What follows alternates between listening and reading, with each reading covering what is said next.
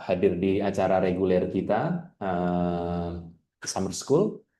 Ini adalah acara reguler yang kita adakan setiap 2 minggu sekali. Jadi Summer School, Mas Farid nanti tolong dijelaskan ya Summer School sebelum dimulai. Pakai bahasa Inggris. Jadi Summer School ini kita lakukan reguler 2 minggu sekali dan ini merupakan forum diskusi ilmiah untuk Bapak Ibu, tidak hanya untuk peneliti tapi juga untuk akademisi dan juga student atau mahasiswa ataupun siapapun yang join dalam kegiatan ini. Jadi silahkan nanti Bapak Ibu yang ingin bertanya atau ingin diskusi terkait dengan materi yang akan disampaikan, nanti bisa apa namanya langsung ditanyakan saja karena ini merupakan forum yang bebas. Jadi tidak perlu malu-malu, tidak perlu sungkan-sungkan, nanti tinggal ketik di kolom chat atau bisa raise hand. Kemudian hari ini kita ada narasumber yang spesial, nanti secara detail akan dijelaskan oleh moderator kita yang bertugas. Hari ini kita ada Peter Dutton PhD. Welcome to the event, Summer School. And he will present about the Marine Turtle Genetics Program Lead, NOAA. He's coming from Marine Turtle Genetics Program Lead, NOAA, and he will present about the biology, nesting behavior, genetic diversity, and conservations of leatherback sea turtles. And the second presenters will be Andika Prima Prastya, PhD. He's coming from Research Center for Applied Zoology, BRIN, about the shark lock homes, aplikasi forensik DNA dalam menangani perdagangan ilegal hiu dan pari. Pada hari ini kita akan dipandu moderator kita yang sudah cukup senior, yaitu ada Dr. MH Fariduddin Attar dari Research Center for Applied Zoology, BRIN. Nanti mohon dibantu Mas Farid ya untuk moderator. Dan sebelum kita mulai, seperti biasa, kita akan mendengarkan opening remarks dari Kapus Pusat Riset Zoologi Terapan. Ada Ibu Dr. Delicia Yunita Rahman, MSI. Waktu dan tempat, dipersilakan, Bu. Thank you, Mas Bram.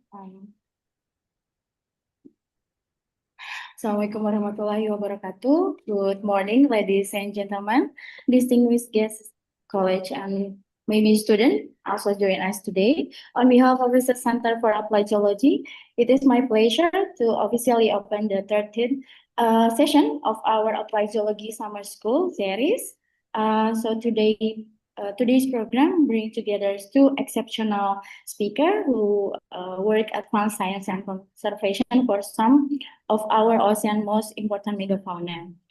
We are honored to welcome Dr. Peter Dutton, a marine culture genetic lead at NOAA, who will present biology, nesting behavior, genetic diversity, and conservation of leatherback sea turtles. His deep expertise in genetic and population biology provide vital knowledge for protecting leatherback across international waters. We are also privileged to host our internal speaker, Dr. Andika Prima Prasetyo from Research Center for Applied Zoology, BRIN, who will speak on shark log holes, DNA forensic application to address illegal shark and ray trade. His work demonstrates how molecular forensic can strengthen species identification, traceability, and allow enforcement to combat illegal and unsustainable exploitation. Today's session highlights the conservation of aquatic megafauna such as shark, rays, and sea turtles, and underscores our commitment to promoting interest in conserving aquatic biodiversity. We believe conservation must be paired with viable, sustainable use of natural resources that includes extractive activities where appear active alternatives such as responsible that deliver benefit local communities while protecting the ecosystem. I also want to emphasize opportunity for collaboration and joint research. Scientific problems facing our megafauna are transboundary by nature, share knowledge, tools,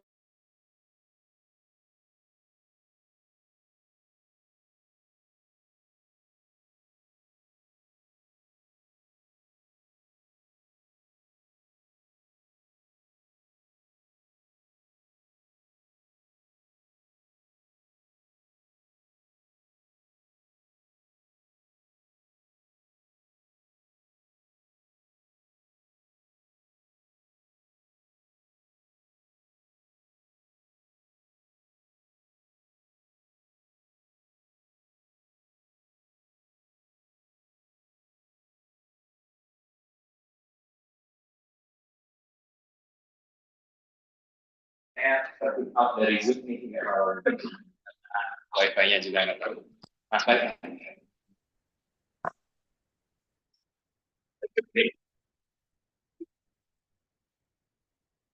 Good morning, everyone. I'm Farid from Research Center of Applied Zoology. Today, I will help Andika to chair this session.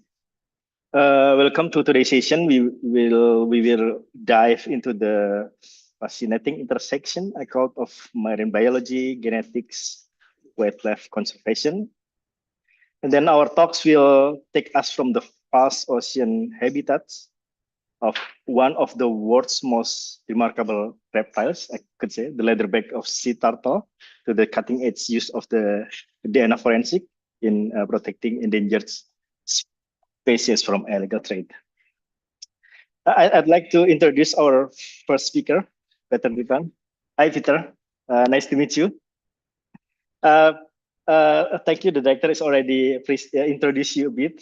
So Peter is a marine turtle genetics program lead at NOAA. It's a pleasure to have you with us today. We are really looking forward to the presentation. Today, Peter will present on the biology, nesting behavior, genetic diversity, and conservation of leatherback sea turtles. Although we haven't met in person, Peter, but when I read your recent publication, the leatherback turtles, I noticed a few familiar names like my PhD colleague Maslim, Lisa Baking, and also Reinder Nyland. We weren't in the same research group in Wageningen, but we worked in the same building called Tradik during my PhD in Wageningen. So yeah, it's a very close word, right? Today, I would like also to welcome our second speaker, Andika Prima Prastyo, from a researcher from Research Center of Applied Zoology. The title is quite fascinating. Shark Holmes, the application of forensic DNA to handle or to tackle the illegal trading of shark and stingray. However, due to the significant time difference between States and Indonesia, after Peter's presentation, we'll move directly on the discussion. Peter, you can head off, but promise, not because we are kicking you off, Peter, I promise. So maybe you can enjoy the rest of your evening while we continue with the second speaker. Is it okay with you, Peter? Yes, yes. I'm happy to stay on. If you see me starting to do this, then you can throw me out. But I will very interested to stay for the rest of the evening. But thank you. Yeah, no worries. So without further ado, Peter, the screen is yours. Please, you can start the presentation. Okay, thank you very much. Let me navigate the Zoom. I have not used Zoom very much because we use Google, but you may have heard in the news that the US government has been shut down all month, which means I haven't been to the office and I can't use my NOAA resources. So I'm at home and I can use the Zoom app. So let me see. I go share. Let's see. Finder. Okay, where is my... here we go. So privacy access. Okay. Bear with me. Looks like I need to... Okay.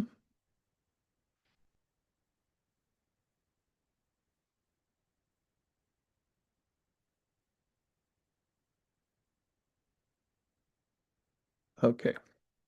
Let's see if this works now. I have to adjust some privacy settings. Okay. All right, I think we're getting there.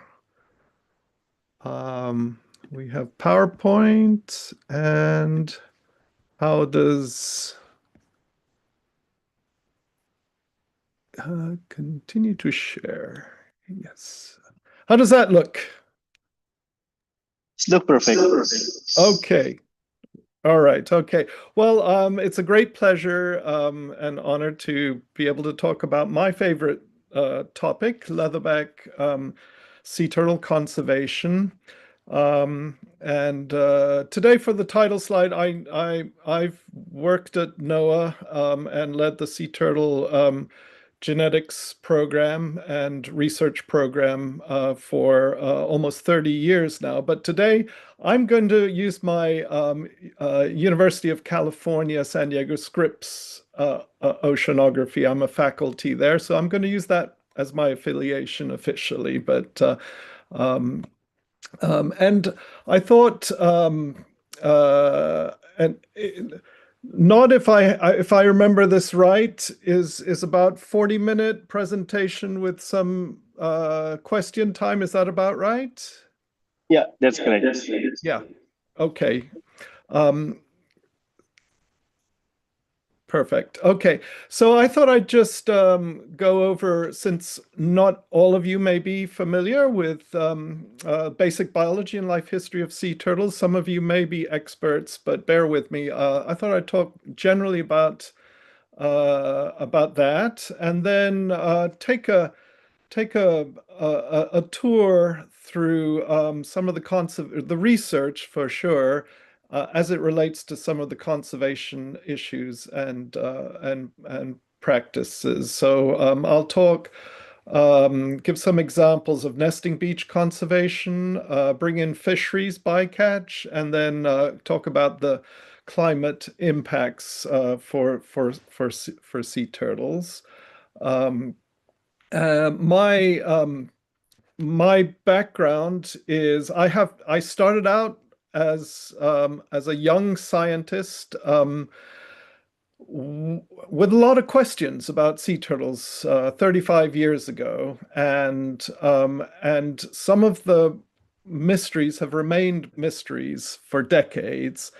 And I discovered the emerging in the early 1990s, discovered molecular genetics, which was going through a revolution, as a tool to be able to potentially answer some of those questions. So that's when I went back to graduate school and I got my PhD to learn all about this new science of genetics, and so a lot of what I'll present today has been what we've learned by applying those tools. So basically, sea turtles have a complex life history, which makes them very interesting.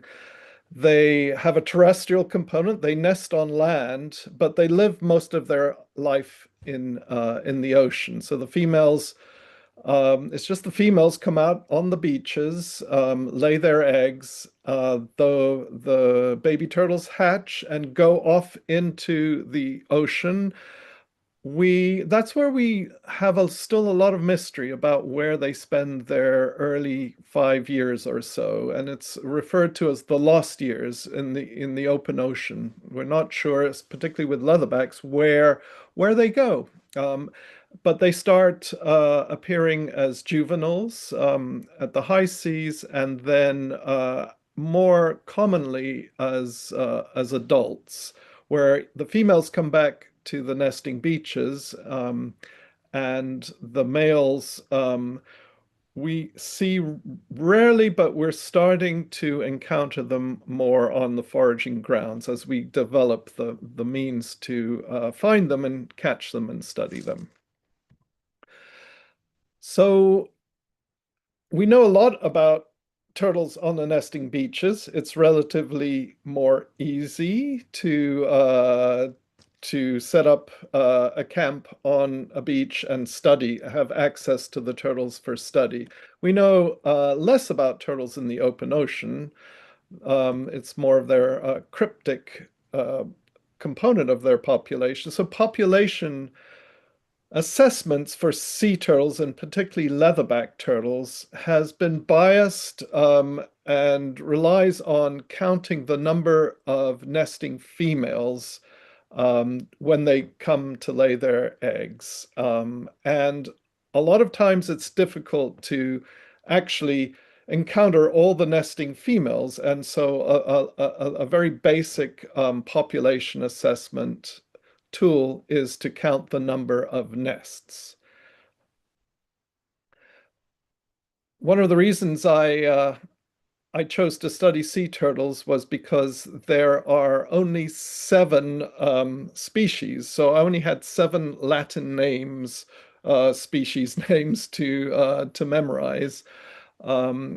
But they are basically 2 families. The Dermacelidae are the leatherbacks, that's the genus.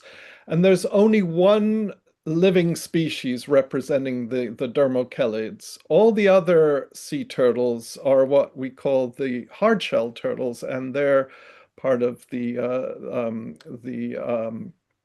family Chelonidae, and they have 5 genera and 6 species. Caretta, that's loggerheads; Chelonia, green turtles; Eretmocheles are hawksbills; Lepitocheles, 2 species of Ridleys; and Natator, which is the flatback turtle, only found in Australia.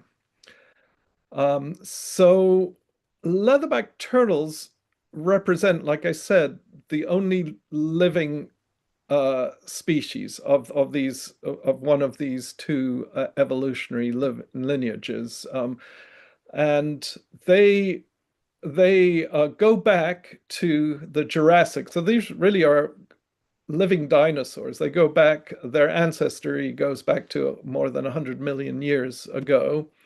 The cheloniids, or the hard-shelled turtles, they are fairly recent in sea turtle evolutionary time, only 35 million years ago, where they have a common ancestor and that they go back to. The leatherbacks go back about 75 million years ago. And one species that we know from the fossil record, there were at least 7 or 8 species before the Pleistocene. So 1 million years ago, leatherbacks almost went extinct, but this one species survived the Pleistocene ice age. There's been a lot of research, some of which I did early on as part of my PhD, to sort out the phylogenetic and the taxonomy and evolutionary relationships. Some of the old literature that you might find talks about has different species names, and now it's pretty much all settled. There's nothing really, all the uncertainties have been settled. With genetics have been really, really helpful, particularly mitochondrial DNA. So I won't go into a lot of detail of that. I just wanted to let you know that the deeper evolutionary relationships are well understood. And I'll talk a little bit about some of the new whole genome work that has also elaborated. Well, leatherbacks, as you might have guessed, are my favorite species, and they are unique in many ways for reptiles. They're the largest ones. They often exceed 900 kilos. Unlike reptiles, they're cold adapted, so they're able to withstand very cold waters, 15 to 12 degrees centigrade, and so their range is much broader, global range into temperate waters than other species of hard-shelled turtles. They're also deep divers, unusual for sea turtles. And we've recorded often many dives of up to 1,000 meters and deeper. And their favorite food is jellyfish. So they specialize on jellyfish. And we have a foraging ground. I'll talk about this a little later here in Central California. And this is video camera footage that we attach to a leatherback feeding off San Francisco. And you can see these are the jellyfish that they migrate all the way from Indonesia to come and feed on. So very, very big, juicy jellyfish, very nutritious. Like I said, modern leatherbacks are survivors. They withstood the last ice age and almost went extinct. What I've been able to put together as a hypothesis from the mitochondrial DNA is they survived in the Indo-West Pacific during the ice age, so there was a refugia there, and then once the planet warmed up, they recolonized from the remnant population into the Atlantic, and then westward into the Atlantic, and then eastward into the Pacific. And this is borne out, study I published in 1999, decades ago, but that was basically my PhD thesis. When we looked at the mitochondrial DNA, even though this is an ancient species, we found the diversity with mitochondrial DNA was very, very, very low. So it was just one mitochondrial lineage that that went back to less than 1 million years. More recently, we completed a study using whole genomes, and we published a high-quality reference genome. This is a big study with a global consortium of researchers. And these graphs show a contrast between green turtles and leatherbacks. So on the left there, you'll see that that this idea of, as measured by heterozygosity, so this idea that leatherbacks are less genetically diverse than green turtles and the other species. We saw that with mitochondrial DNA, and we're also seeing it in the genomes themselves. So all this put together confirms that leatherbacks went through a bottleneck, a population bottleneck, again around about the last ice age in the Pleistocene. And that has a bearing on some of the conservation issues. So they're survivors. They've been around for millennia. They've seen climate change before, but unfortunately now they're facing threats on a planet dominated by humans. What does this mean? This is decades of harvest, an overharvest of eggs and meat, fisheries bycatch, habitat degradation, and now climate change. So this has led to some really dramatic population declines in the last 30 to 40 years. Malaysia was once one of the biggest nesting populations in the 60s and 70s, and that population collapsed and is now considered extinct. There's not been any observed nesting in Terengganu, the main population. So that was a big wake-up call as far as leatherback population conservation.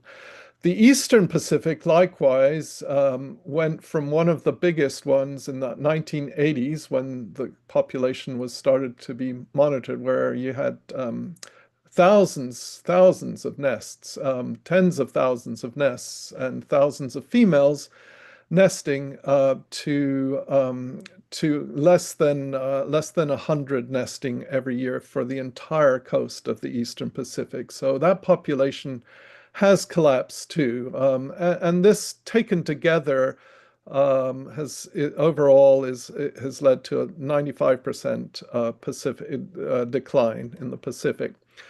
It's not all hopeless though, because there still is a significant population in Indonesia, in Papua Barat, in West Papua, and about 75% of the nesting in the Western Pacific occurs at the Bird's Head Peninsula. And there's small scattered nesting throughout the entire region. So that population, the way to think about it is whereas the Eastern Pacific population has collapsed below a threshold where it's going to be feasible to recover that population, this hasn't happened yet in the Indonesian and Western Pacific population. And the declines have been alarming, but it hasn't collapsed. There's still time to recover. And I also like to not all just talk about doom and gloom, but this is a very nice example of a good news story is green turtles in the Eastern Pacific. In the 60s, there were about 70,000 nesting females and 70,000 nests laid each year. And in the 80s, all of a sudden that population collapsed. And it was because of widespread overharvest of the eggs and the meat for the turtles. And in the 70s, these were one of the first sea turtle conservation programs that started to protect all the nests and put eggs in hatcheries and produce new hatchlings. It went on for a long, long time without any signs that that it was working. But if you'll notice, by 2011, the population is starting to go up a little bit, and 2019, a little bit more. And then finally, in 2021, now all those protected eggs and hatchlings are reaching maturity.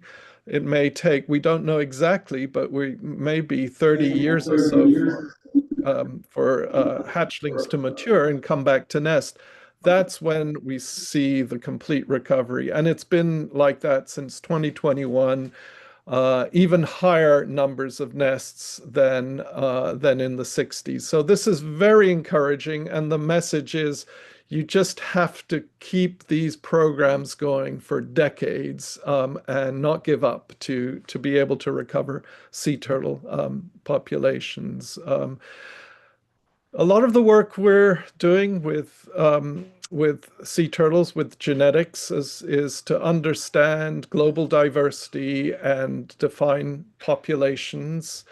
Green turtles are an example of very complex, with many, many nesting populations. Leatherbacks are a lot simpler just because there are fewer and because they don't have that complex genetic diversity.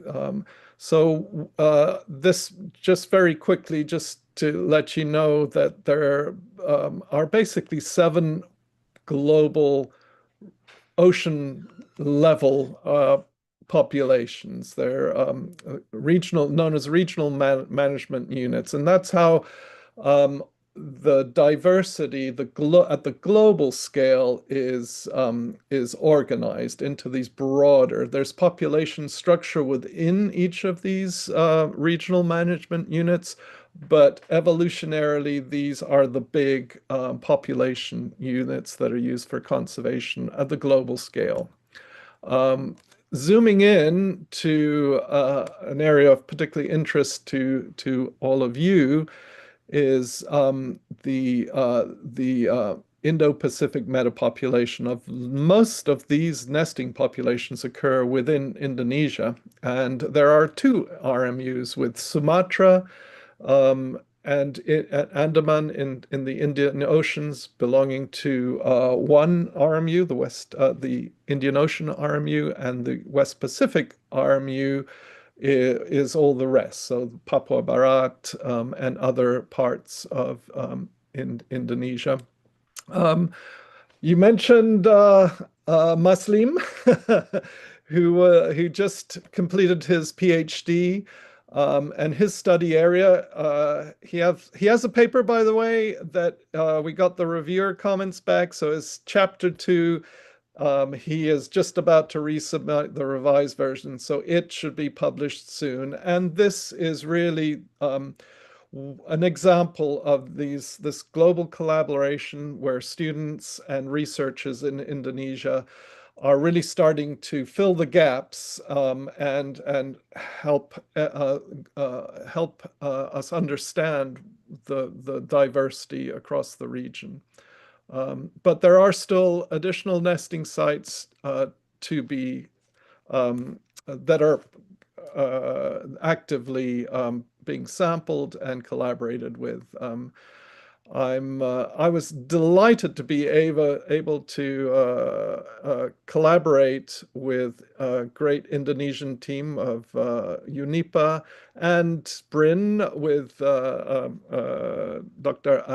Andika, the next speaker. He said, "I'm not a sea turtle geneticist," and I said, "You are now." He said, "I'm a shark specialist." I said, "It's just DNA. It's the same tools we use." So he joined this collaboration, and we published this landmark study just this year, putting that bird's head seascape Papua project data set on the map. And this study was unique in I'm not aware of any other sea turtle genetics, population genetics study that combined mitochondrial DNA and nuclear markers, in this case microsatellites, and whole genome sequences.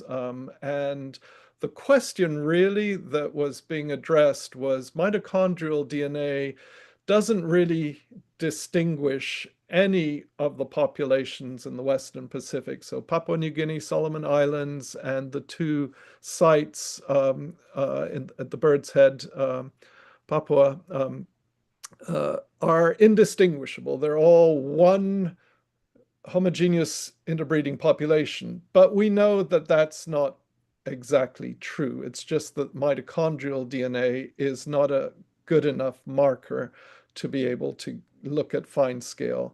What the Toha et al. Publication did was, with these other tools, confirm that indeed the two nesting sites, a winter and summer nesting site in West Papua, we can consider them to be one population, and that gives us a data set to be able to look at if we can differentiate the other fine scale differentiation between Papua New Guinea and Solomon Islands. And that's something we are working on collaboratively as a more global analysis. And I can say that we are able to now. But so these are just examples of how we've brought population genetics. Genomics, we are moving now that we have a really high quality reference genome. We can use some really advanced and rapidly developing genomic tools to look at, for instance, adaptive variation. So now, instead of just using genetics for stock structure and identification, we can actually look at functional genes and ask the question of what is the adaptive potential. And for leatherbacks, that's very interesting, because even though they have the question is, they have reduced genetic diversity, but is it enough? And what adaptive potential do they still have? So I'm just going to go very, very quickly through. There's not time to really go into depth on this, but I wanted to mention the high quality reference genomes. And because this is, as students, you all have tools that I wish I'd had, even 5 years ago. So a way to look at the usefulness of reference genomes is, say you want to read a big book. So we want to be able to read a book and have an index and be able to make sense of the books. But what the sea turtle genomes looked like would be like if you tore up the book into lots of little pages and threw them on the floor, and we're just picking up little pieces of shredded paper and trying to make sense of them. So the reference genomes now allow us a table of contents, and we know exactly where to put all those little fragments of sequence data. And now we've just this year published and completed a high quality reference genome for all the sea turtle species. So this ushers in a new era of incredibly exciting for be able to do these kinds of research, having a reference genome. So I'm going to move on a little bit and talk about some of the things that we have discovered over the years and how they're relevant to conservation. One being natal homing. That was when I started my PhD in 1990. This was still a theory. We didn't know whether it existed in sea turtles, but genetics gave us the first tool to be able to actually do some tests of this.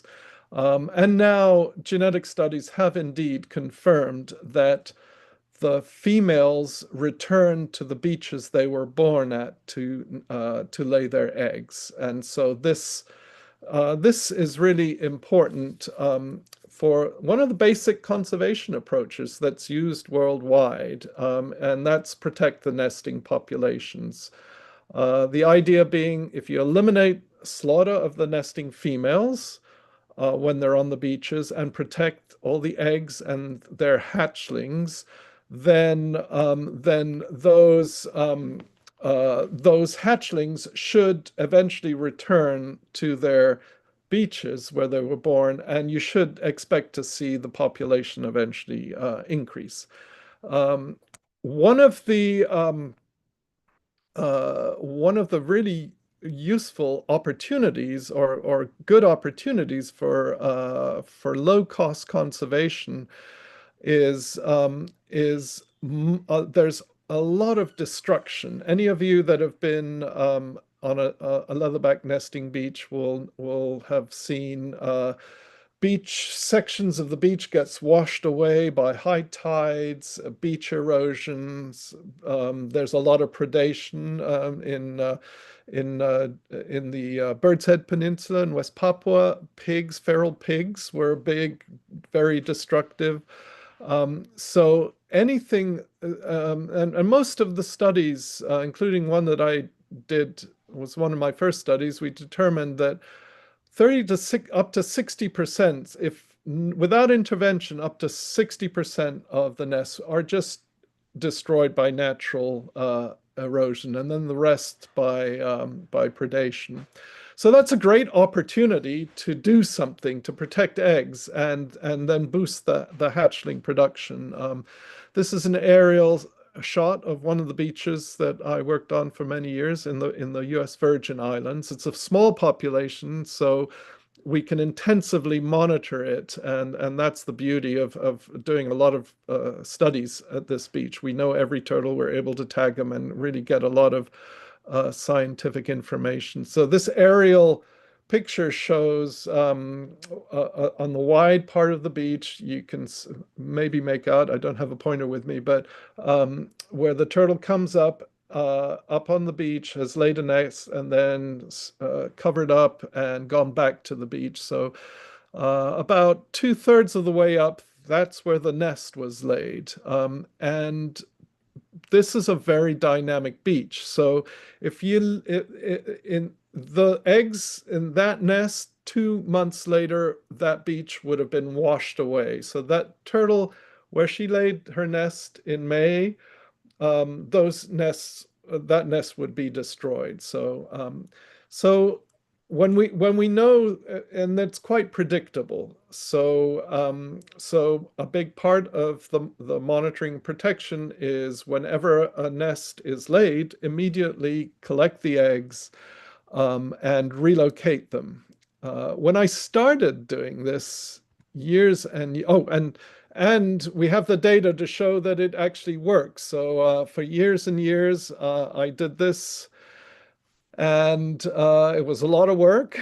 and and for about a decade, we kept asking ourselves, I don't know, we don't see that it's working. But then suddenly, so you can see really not much of an increase. But then suddenly in 2000 and 2001, there was a dramatic increase in the number of females coming back. And we showed with the genetics that these new nesters were the daughters of the old timers. So once again, and it took about 15 years for that to happen.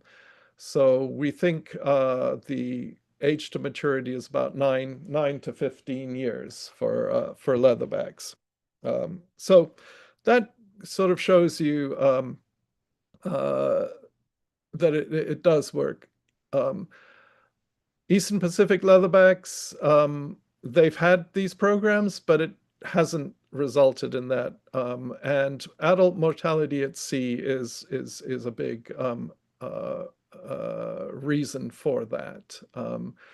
Artisanal fisheries, plus this is a very vulnerable population. I'm going to go fairly fast through these next few slides because I don't want to overdo my time.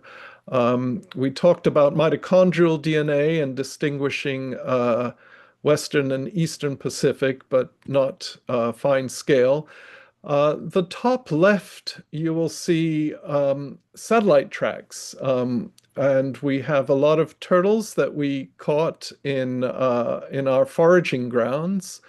And then we also collaborated and put satellite transmitters on nesting females in the Western Pacific. And it turns out only a portion of the Western Pacific leatherbacks interacts with our fisheries. So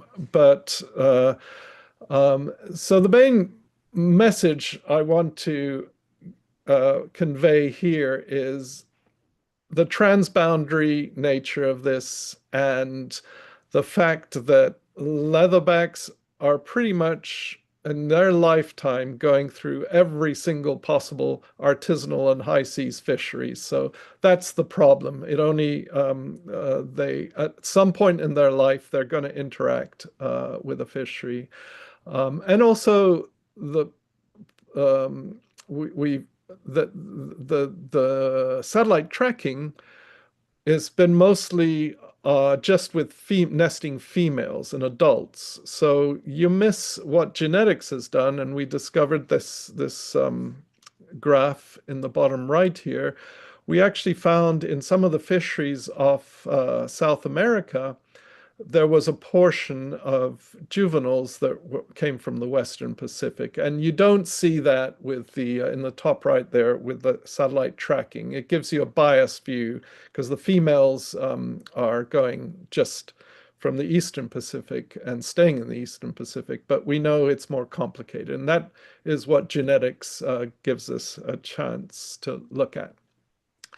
So other interesting facts you can impress your friends with is sea turtles do not have sex chromosomes. They have temperature determined sex. And this, of course, makes them very relevant and vulnerable to climate change in that we find that warmer temperatures produce females and lower temperatures produce males. And it's a very tight band, what we call the pivotal temperature, in this case 29.2 degrees centigrade, is eggs incubated at that temperature on average will produce half male, half the clutch will be female and half male. So it's the pivotal temperature there. Half a degree lower, it's all male, and half a degree higher, all female. This is always before we have the science, we do the best that we can and what feels good. And this is something that I was part of pioneering as a young uh, conservationist in the 80s. We collected those doomed eggs and put them in these styrofoam boxes in hatcheries, and it worked really well. We saved the eggs, protected them, and produced many, many hatchlings. Then there was a paper that I read of freshwater turtles that said, oh, we think temperature, sea turtles, like other reptiles, have temperature-dependent sex determination. And I thought, oh, I wonder what temperatures those styrofoam boxes are. And so I did a big study with some collaborators, and we measured the temperatures. And In Suriname, and there was a wet season and a dry season. The green there is during the wet season where the sand temperatures are cooler, and that's where we found a little mix of males and females in the warmest part of the season in July, natural nests, and some of the May nests. It was 100% female or high females. When I looked at all the sex of the hatchlings that were produced in the styrofoam boxes, we didn't find a single female. So we were completely masculinizing, unbeknownst to us, masculinizing the population. And I like to say this was many years ago, before we were just starting to get concerns about global warming and climate change. So I like to think we were proactive, and we were producing males ahead of time, because now the concern is less about it is not having any males at all, since temperatures have gone up. But at that time, we changed from the styrofoam box method to these beach hatcheries, and that's what you'll see worldwide. Uh, Also, this is in Papua Barat again, looking at the temperatures, the sand temperatures in the nest. The actual natural nests they found were lethal temperatures for embryonic development, 33 degrees. The embryos die, so there was zero hatch success, and of the ones that did, there were no males. And so since then, the conservation practice that this team, UNIPA team, has come up with is to shade hatcheries and shade the nests, and this is dramatically reduces the temperature of the nest in a natural way, and you get hatch successes increased, and also a more balanced sex ratio. So again, this is low-tech management practices that are really having a good time success. I'm gonna probably skip some of this, but I'd want to make hatchling sex ratios are assessment of I'm going to skip this to just make the point that it's very difficult to assess how many males there are and what's going on in the breeding population, because you never see the males. But it would be like coming from, if you're an extraterrestrial studying humans on Earth and you happened to do your survey in a maternity ward of a hospital, and you'd be counting just mothers and their babies. So that would give you a biased assessment of the human population. And similarly, we're on nesting beaches. We're in the maternity ward of the sea turtles. But we have applied kinship and paternity tools to collect a tiny snippet from the hatchlings, and by knowing the mother's genetic fingerprint and all the genotype or the genetic fingerprint of her hatchlings, we're able to determine who the father is through paterning. So we can reconstruct the genotype of the male without ever seeing or sampling the male. And that way we can determine the breeding sex ratios, actually census the number of males. And we publish this. Even though despite the concerns about the feminizing effect of the warming temperatures of sand temperatures, amazingly we found pretty much a 1-to-1 male-female sex ratio in the leatherback population. We repeated this for 3 years and it was very consistent. So the breeding sex ratios still seem to be, there's enough males somehow. This was a while ago. We're repeating the study to see if 10 years later we're starting to see more feminization. But this is a tool that, we were asking the question, is the future female? And there's some evidence in juveniles for some species, but for leatherbacks, we don't. It just may be there's a longer time lag. So that story is to be continued, and there's opportunities to continue to study this in the long run. So final thoughts, putting it all together.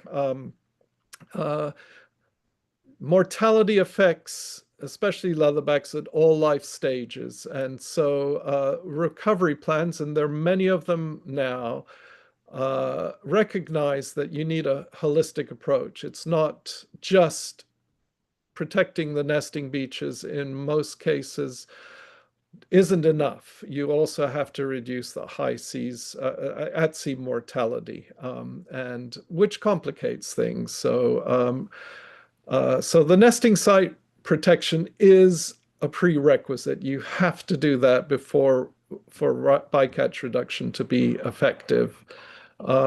It's relatively inexpensive, logistically challenging, but relatively inexpensive to monitor and protect the nesters on the nesting beaches.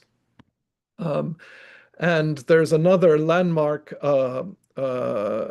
publication about how this was done. This is led by Dr. Pakiding Fitrianti at UNIPA and her community team in UNIPA that talks about how this community engagement has been critical to implementing nesting beach conservation. And this really shows you what I was talking about earlier, these tracks. The red dots are the extent of fisheries, and they're everywhere. And so turtles leaving the beaches on Western Pacific are going to encounter fisheries of all kinds. Finally, California, we're doing our part. This foraging ground near our coast are the turtles from Indonesia. So we have a connection, and the ambassadors, the diplomats of the ocean have connected our two programs. And we declared this a marine protected area.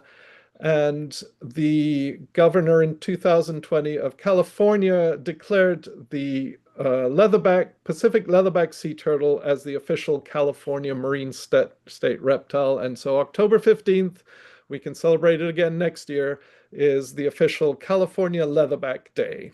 And so this really is engaging and collaborative internationally is what's needed with this transboundary species.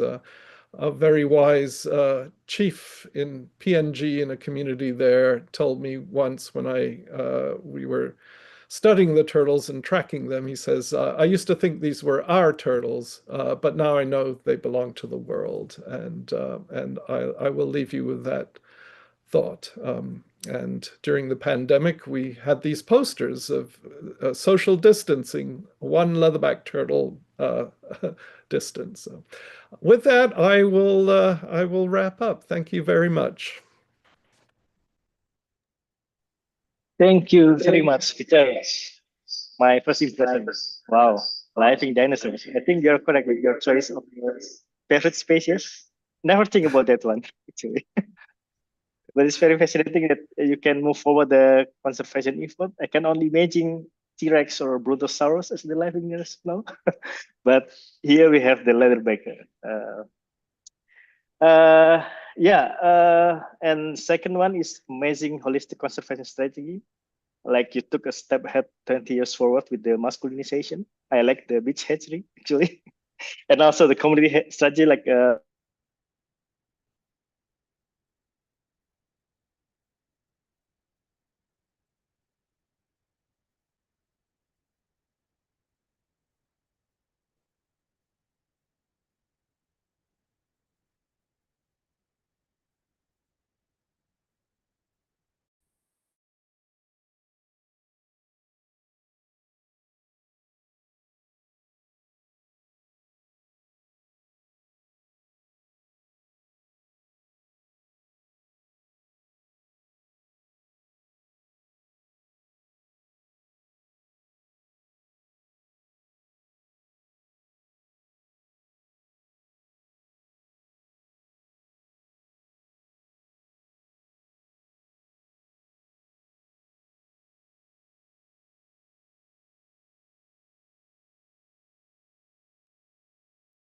I think I just kicked out from the Zoom.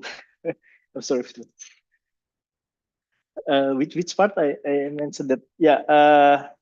Yes, yes, amazing holistic conservation strategy. Like you took a step ahead 20 years with the masculinization. Yes, the beach hatchery that I mentioned.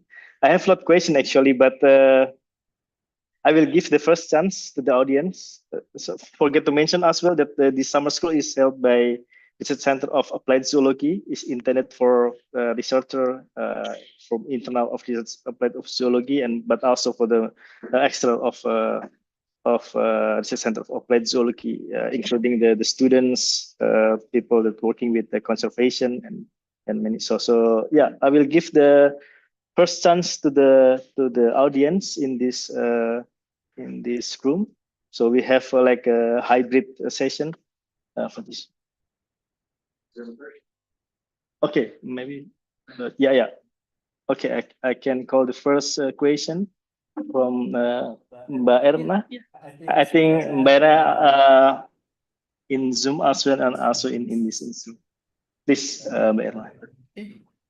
Thank you very much for the opportunity. Thank you, Pak Peter. That's a very nice presentation and also very nice research. My question, sorry.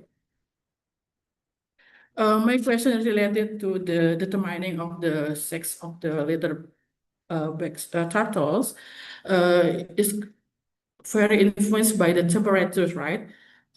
When the lower temperatures is making the male sex for the turtle, and higher temperature make a difference. Female make a female sex. So my question is from the different world, and how they mating from for the sex for the male and female. How are they mating? How are they meet to get the mating? So because sounds like a different world, considering the different temperature, of course. So this is my big question. Because I'm not the expert in the turtle, because I'm always work with the fish, not the turtle. Thank you, Pak Peter. Yes, that's shall I? Yes, go ahead, Peter. Yes, please. I'll go ahead and answer that one. Yes, indeed, it's that's a very good question, particularly for leatherbacks. Where the big question is, where does the mating? Where do they meet? Where do they date? And it turns out that this is the same for all sea turtle species. So we know from early studies of the green turtles where it was possible to actually see mating right there off the nesting beaches. A lot of what we knew about courtship behavior and mating is from those earlier studies. And it turns out now that we have some information for leatherbacks, that leatherbacks are the same. So despite them spending their life history as juveniles across the entire ocean, once they reach maturity, some instinct comes in where they migrate and they end up at the nesting beach during the breeding season. And so that's where the party happens. That's where the courtship happens. If you're a male, so the females, we know they go to lay their eggs, but the males also migrate to the beaches, and there is natal homing too. They tend to go to their areas of their natal beaches. And so the females are reproductively receptive at the beginning of the nesting season.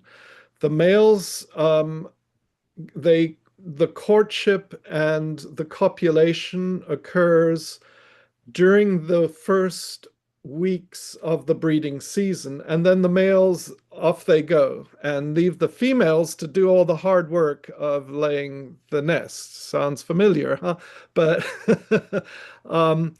and what we found actually from genetic studies is that we don't know how, we don't know the physiology of it because there's not an organ to store the sperm, but we know that the sperm from that male at the beginning, the female somehow stores the sperm and uses that sperm to fertilize all the clutches. So the female will lay another clutch of eggs every 9 to 12 days. And up to 11 clutches over a 3-month period. So they're tremendous amount of egg production.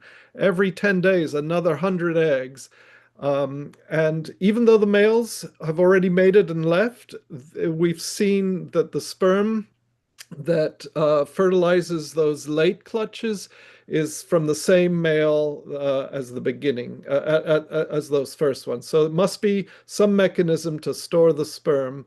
And we also see instances of multiple paternity. And so several males might mate at the beginning of the season. The female, there's a mix of sperm, and you see that the same fathers, it's usually mostly one males, but sometimes a second or a third male there. So there's a very, we're getting a lot of insights onto that behavior. But for leatherbacks, I only know of maybe 1 or 2 accounts of actual mating, but we know it happens right there off the nesting beaches, probably a little further out in deeper water. And so, human populations tend, the coastal people on the coast, on the beaches, don't tend to see it, but it's happening. Thank you, Peter. Excellent answer the question. Thank you very much. Do we have any question here in the room? Or maybe in the Zoom? Okay. Yes. Okay. Please, Brabat. Okay, I have a question. So currently, I'm an entomologist, but 15 years ago, I worked with Lepidopsilis olivacea in Yogyakarta, Indonesia. And at that time, I analyzed the blood profile of the hatchlings, 3 months and 5 months old. Why I did that, because the problem at the time in Yogyakarta, Indonesia, it's not about the threat on the natural or on the nature, but the threats on the conservation side, on the pool of the hatchlings. So actually, the smaller or the younger the hatchlings, it tends to be how to say attacked by the fungus-like disease on the carapace. So at that time, I studied the blood profile of the 3 months and 5 months old hatchlings of the Lepidoscelis olivaceae. And it's really interesting what you're talking about because you study the genetics. So what I'm asking is about, is there any relations or connections between the genetics and the blood profiles of the hatchlings? Because not all the hatchlings actually can survive at the conservation site, and the youngest or the hatchlings that cannot survive was actually has a more fluctuative blood profile and really low white blood cells count compared to the one that the healthier. So what do you think about it? Thank you very much. Yes, thank you. That's also a very good question. And the whole topic of disease and how you measure, I guess in terms of genetics, the question I think that's I think relevant to what you're asking is there something that with what are the genetic factors that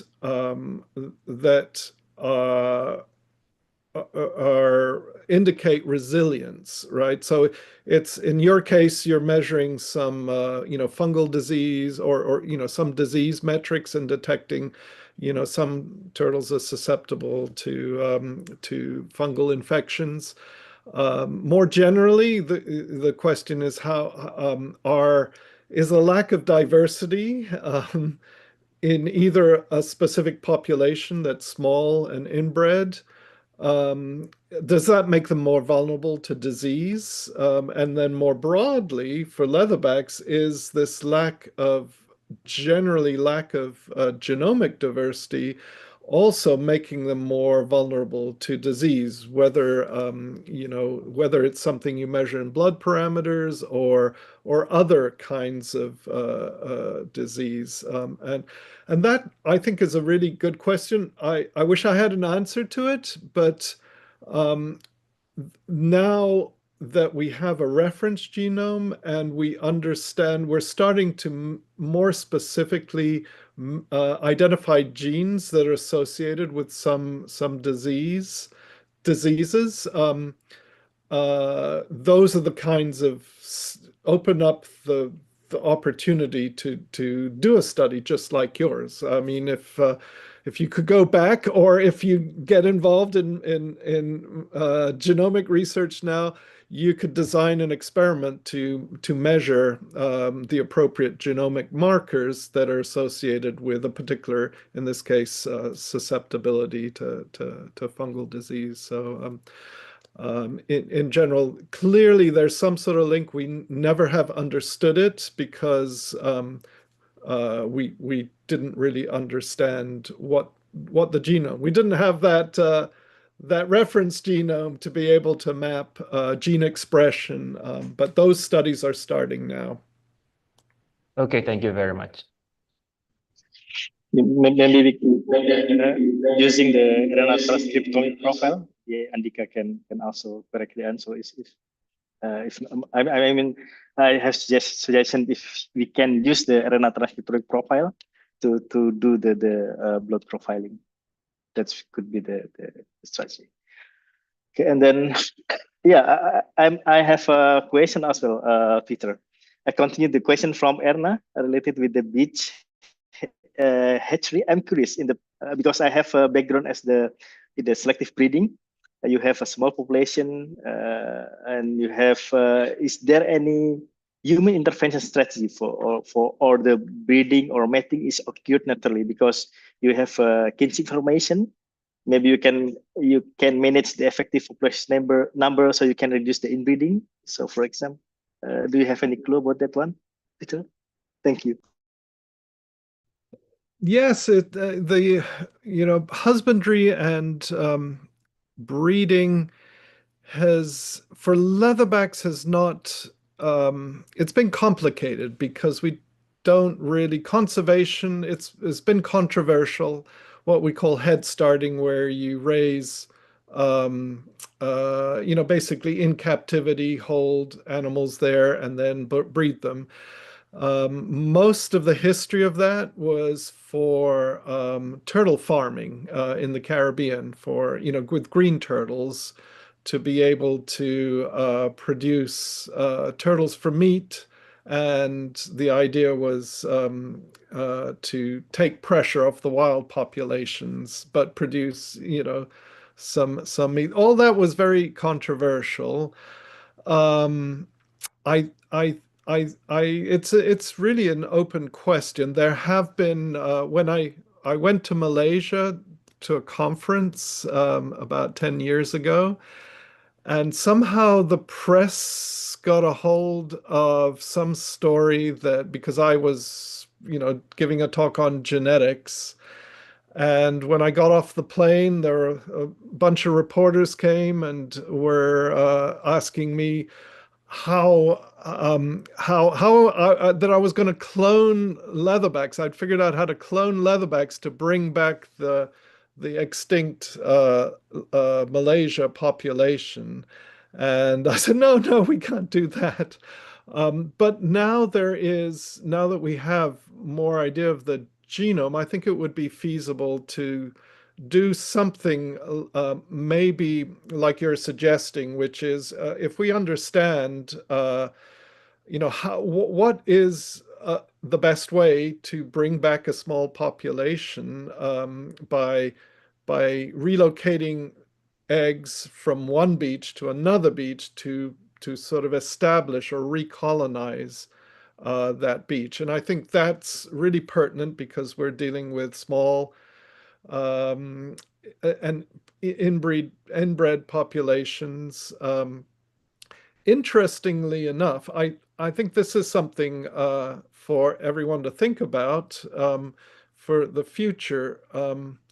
Is again really understanding inbreeding does not necessarily mean doom or it's not feasible to small inbred populations are viable. We're starting to understand that.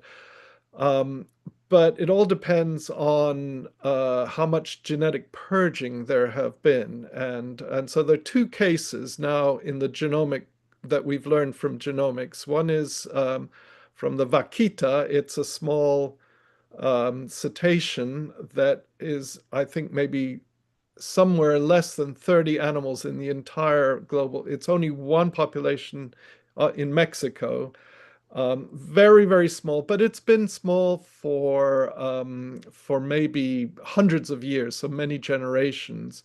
And if you look at the whole genome data from that population, it looks like there aren't any deleterious genes in that population. So that's what's called genetic purging. If the population has been small, even though it's one little tiny family and everyone's interbreeding, the genome has been purged. The ones that have survived are the ones they've purged all the bad versions and the mutations.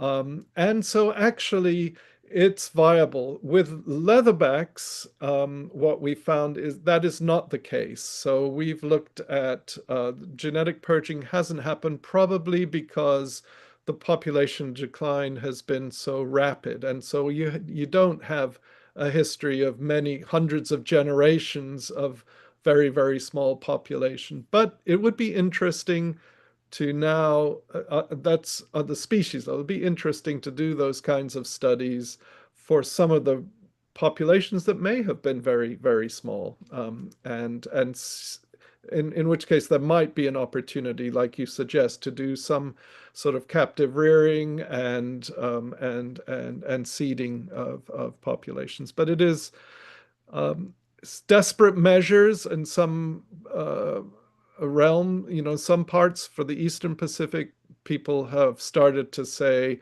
hey, we have to do something. How about, bringing eggs from somewhere else and looking at the genetics and seeing if we can do something like that. Thank you, Peter. So I think we have a question from Jojo Subagja in chat box. So I will read the question for you. So the first question related with the baby turtles born in a certain area, and when they became adult and want to reproduce, will return to their origin regional. So I think it's to confirm whether it's correct or not. The second question, with the change in, I think in climate condition, there is environmental effect that can affect the reproduction. And the last question, is it possible to move hatched eggs to an area that has been preferred as new conservation? I think it's already answered from the last question. So to relocate the eggs, the location. So I think there are two questions. First, the confirmation about after the heads they will return to the original location, and then the second one is is there any effect of climate change that makes it possible for reproduction? Please, Peter. Those are excellent questions, and I have a whole other talk about that deals a little bit about some of this. But in summary, one thing that you're asking, I'm sure, is how it's not very adaptive, right? This fixed natal homing. If climate change and it takes, a hatchling born on one beach, if they're coming back in 30 years, and the beach is no longer viable, then that's not a very good strategy, is it, for survival? But somehow they have persisted for, millennia.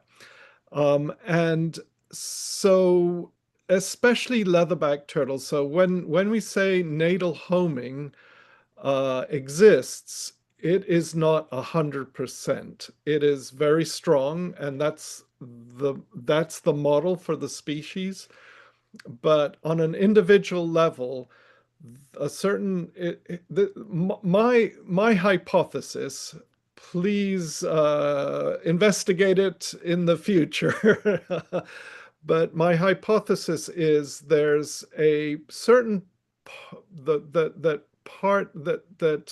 a small portion of the population is not very good at natal homing. And so this is why, in particular in Mexico, there's up just south of where I am in San Diego, in Baja California, historically there's not been leatherback nesting there, but every year the communities on the beaches working there, mostly with olive ridleys and green turtles, they see every now and then a leatherback will lay one or two nests, but the sand is too cold and those eggs don't develop.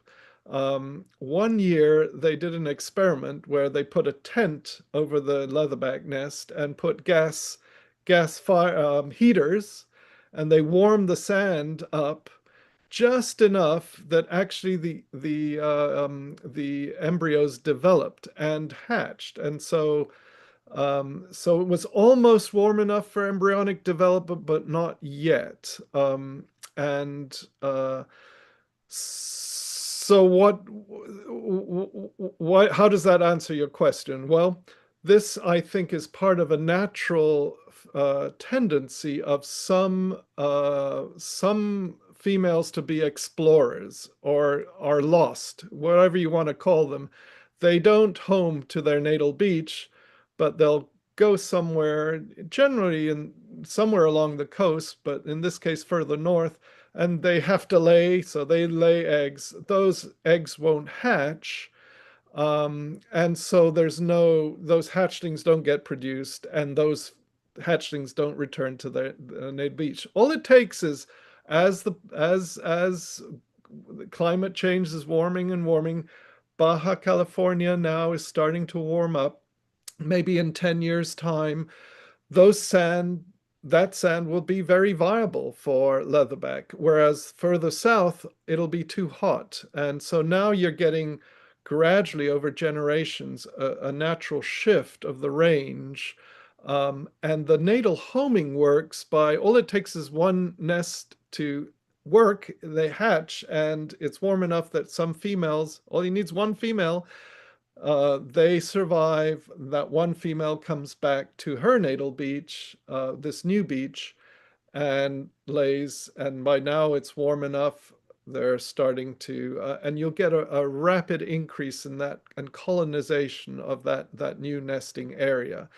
So don't think of natal homing as so rigid that that we keep hearing stories about this turtle that is nesting in new places, or a turtle that was tagged in one place that was seen nesting in another beach. So we know it's not 100%, even though mostly turtles in general have this natal homing. So I think the real question becomes, naturally this would happen over hundreds of years.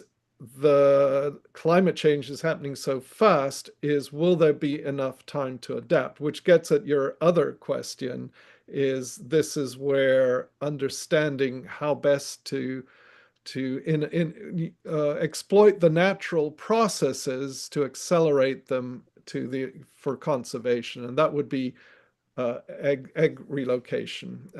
But it's really going to be identifying the nesting habitat that is feasible, and protect those areas for the future too, so that those nesting beaches, when they do warm up, are available for the turtles.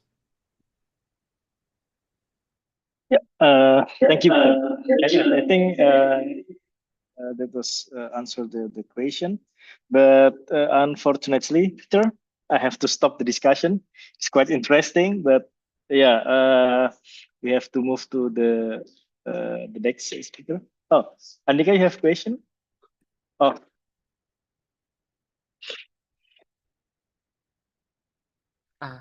thank you, Mas Farid. So I brought Peter actually with the mission actually. So we would like to looking for the victim, for the next victim for the turtle. So that's why we also promote to anyone that very interesting, any researcher, maybe Mas Bram can change from termite back to turtle once again. So we really seek for collaboration with Brin College that work on turtles, not only with the leatherback turtle, but any turtle. So that's would be very useful, and then bring our knowledge to the next level.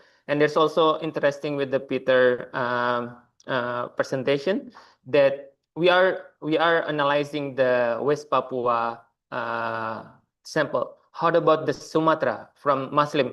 That will be still mystery. Do the leatherback from Sumatra is the emerging extinction from the Terengganu? So there's keep question and question. Even Peter has been done for more than 50 years, but still keep question from the leatherback. So this is open for anyone that very interesting in turtle, marine turtle. So please keep contact, and hopefully we can work in the future. Thank you. Terima kasih. Thank you. And again, thank you for hosting me. And I want to let you know, Andika, I've been quiet only because the government has been shut down. But all those plans about collaboration and follow-up, I'm delighted. This is nice to see you all. So thank you, and absolutely we will continue. So please be safe in the uncertain situation, Peter. Yeah, sure. Wow, I think that's a nice closing remark. So because I don't need to put any closing remarks. So the keyword is the collaboration. So we will move forward the collaboration with the plan with Andika and everyone interested with the leatherback and also maybe we can do some embryonic developmental research or anything about the leatherback is also welcome, I think, Andika. Yeah.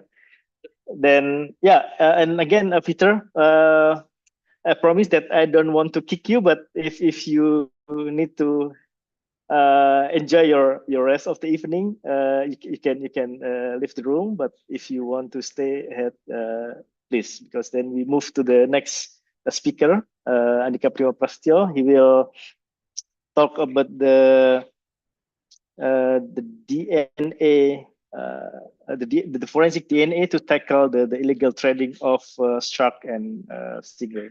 So again, thank you, Peter, and nice evening. And you can stay if you want as well. Yeah.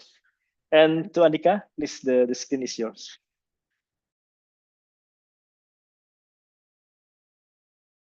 Thank you, moderator. Thank you, Mas Farid, for moderate this very what called very opportunistic webinar, so we can expand our knowledge and also our network. Like Peter just coming from US talking about turtle, now I'm talking about shark. So it's very broad participant as well, and also brought the idea of discussion. So I will share my screen. I hope you can see my screen right now. Okay, any cover up? No, okay. So I've been asked permission from Mas Bram to be stand up, because if I'm sitting down, I will be quite nervous and my voice will be shaking a bit. So I change my video setting first.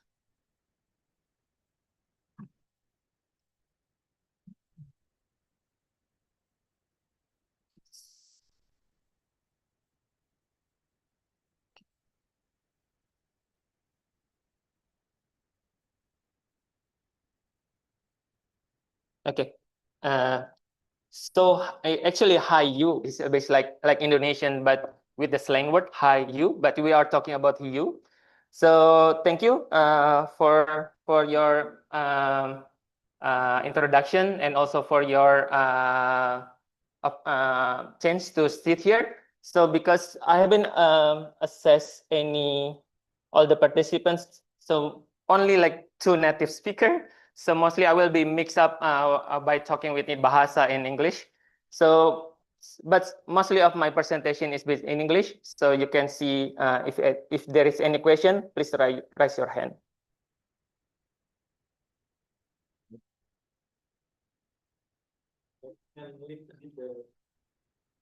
So everyone can see your. Yeah. Your hands up there. Oh yeah. That's important one, isn't it? Okay. So this morning, tadi pagi aku nyiapin rebusan sebenarnya buat seminarnya. Jadi sambil presentasi, silakan ambil kudapannya. Terus aku mikir sebenarnya, ternyata rebusan sama genetik itu punya hal yang serupa. They have similar thing with genetics. And what is rebusan in English? So both of them is cooking. So either you're cooking corn, you're cooking sweet potato. That's the same thing with DNA, with the genetics. You're also cooking DNA. So there's a similar things that happen in genetics. So my name is Andika. I'm from Pusat Riset Zoologi Terapan. I will be share tentang aplikasi forensik DNA untuk membantu ketelusuran tentang produk hiu dan pari. Ini kalau kata orang bijak, gedein usahanya, jangan ekspektasinya. Jadi kalau mulai dari awal, itu saya ngerjainnya, saya backgroundnya dari penangkapan. I used to trying to catch as many as fish as possible, efficiently, and then move to the next level. So when I go to KKP, saya melakukan melakukan assessment atau pekajian stok. Di sini ada Mbak Erna, ada Mas Jamroni, ada Mas Ruby juga di sana. Mengakses berapa yang sisa ikan yang ditangkap setelah berapa sisa ikan di laut setelah dilakukan penangkapan. Terus loncat lagi ke berikutnya yang sekarang ini saya lakukan adalah saya mencoba menangkap DNA-nya. Jadi yang tadinya nangkap ikannya, saya maju ke DNA-nya. Jadi kalau kata senior, kalau ini namanya peneliti dangdutan. Jadi zigzag. Jadi kadang nangkap, kadang stock assessment, kadang juga genetik. Jadi untuk kali ini saya akan mencoba membahas genetik dengan cara saya. Dan jangan ekspektasi di sini banyak suhu-suhu genetik. Ada Mas Ruby, ada Mas Farid ini. Terus siapa lagi di situ? Ada kakak pertama, ada Mas Andika Yuda di sana juga yang mengerjakan genetik juga. Ada Mas Tikno juga di sini senior.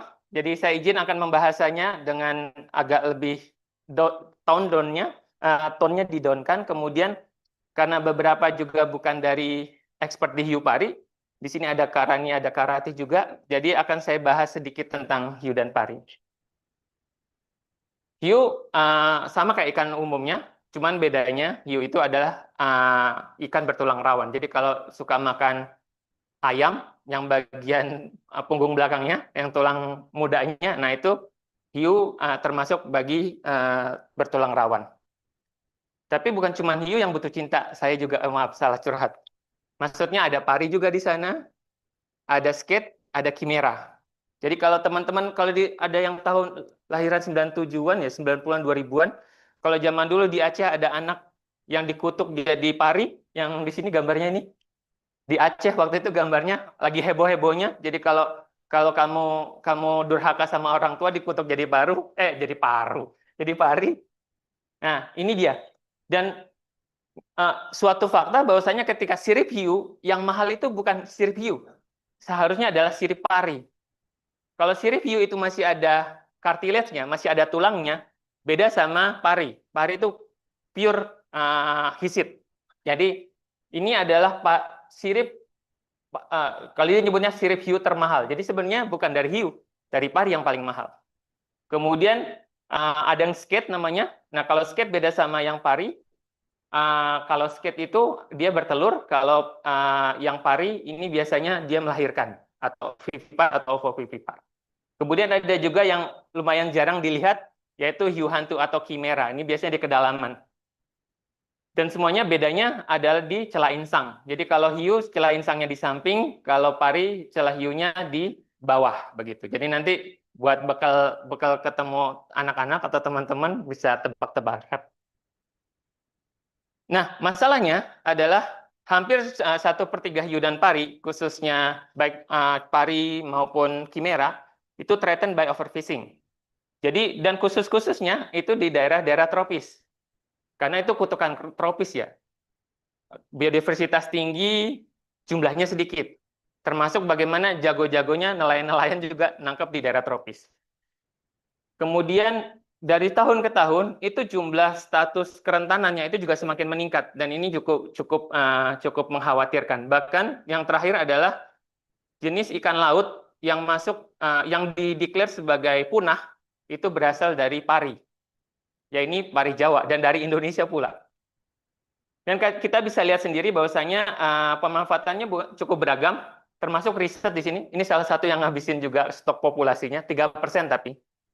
Kemudian ada juga penggunaan akuaria, kemudian ada untuk medicine perobatan, kemudian ada juga yang ini saya agak bingung sebenarnya ketika buat jadi fuel itu apa maksudnya. Kemudian yang paling banyak adalah sebagai food. Pemanfaatannya untuk jenis-jenis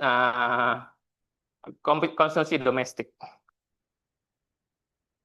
Biodiversity loss adalah maut. Ini kalau orang konservasionis akan sangat rentan terhadap ini. Bagaimana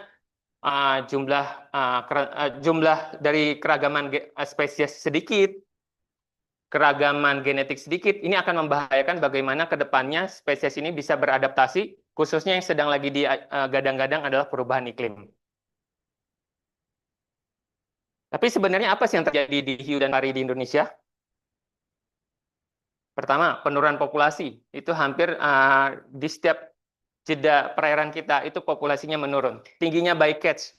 Jadi khususnya perikanan tuna itu biasanya penangkapannya akan berdekatan dengan playground-nya si hiu dan pari. Kemudian juga misalnya terjadi penangkapan di daerah mangrove, di mana jadi nursery-nya pari maupun hiu blacktip maupun hiu martil, itu juga akan berpengaruh. Kemudian ada juga kerusakan habitat, alih guna lahan, yang tadinya dari mangrove berubah jadi apa namanya, dari tambak, itu juga sangat berpengaruh. Dan yang lagi ramai sekarang adalah bagaimana polusi tambang itu mempengaruhi estuari. Tapi di sisi lain ada sisi ekonomi, ada ketahanan pangan juga di sana. Jadi hiu ini adalah sumber protein paling affordable. Tidak hanya di perairan di masyarakat pesisir, tapi juga kaum urban. Jadi kalau misalnya jalan ke Bojong, kemudian jalan ke Cibinong sini, pasti bisa ketemu sama ikan asin hiu. Dan cuman goceng. Begitu.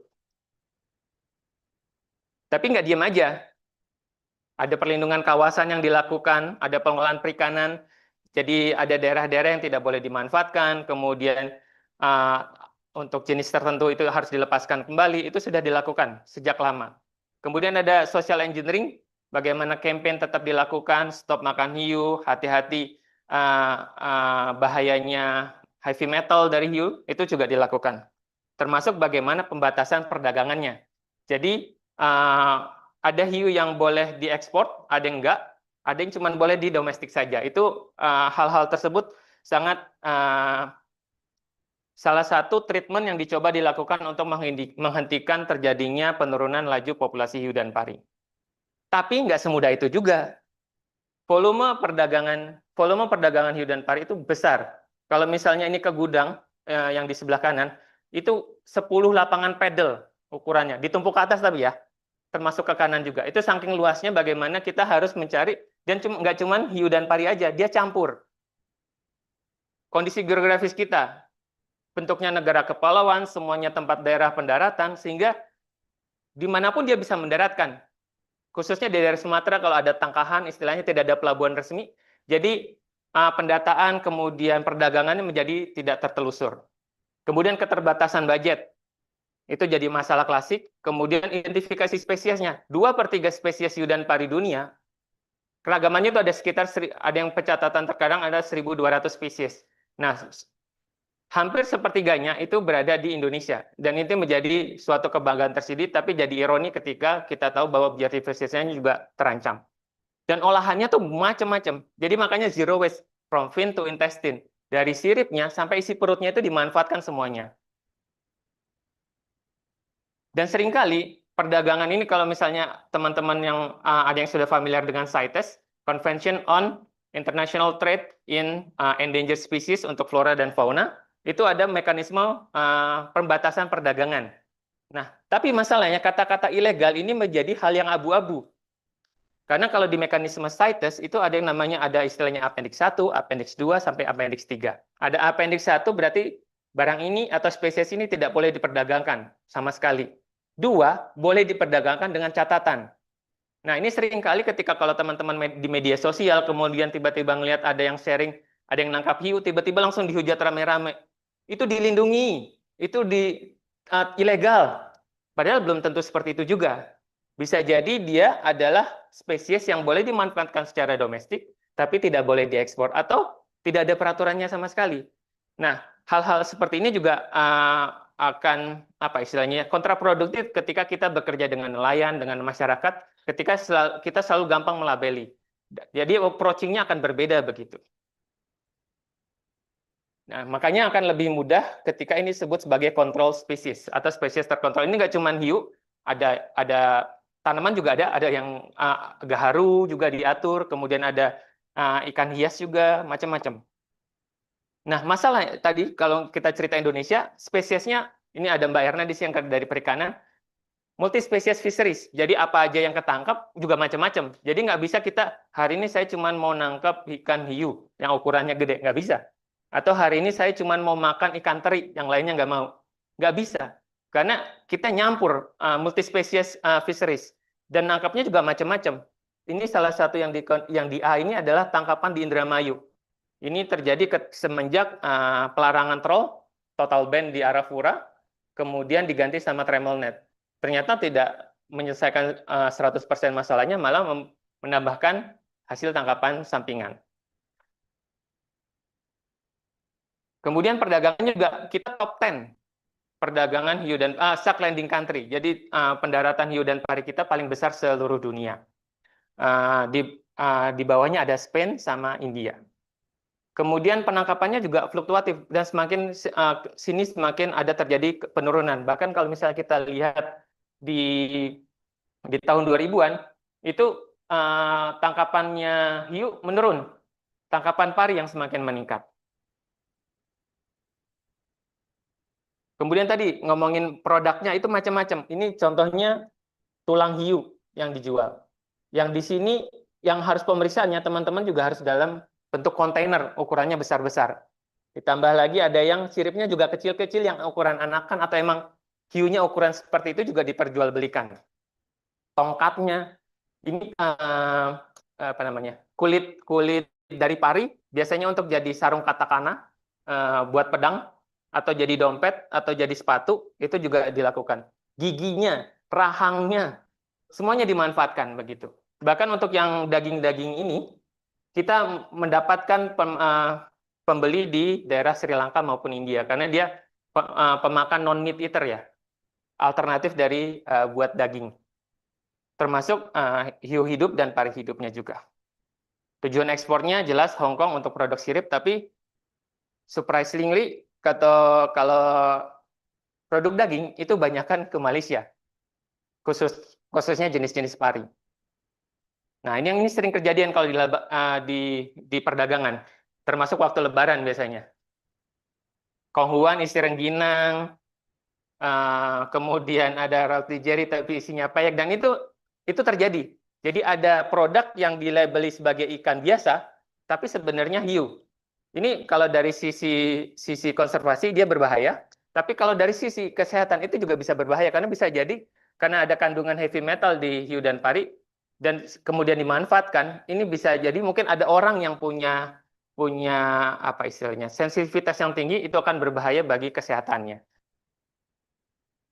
Nah, salah satu yang bisa membantu adalah pendekatan genetik dalam hal ini.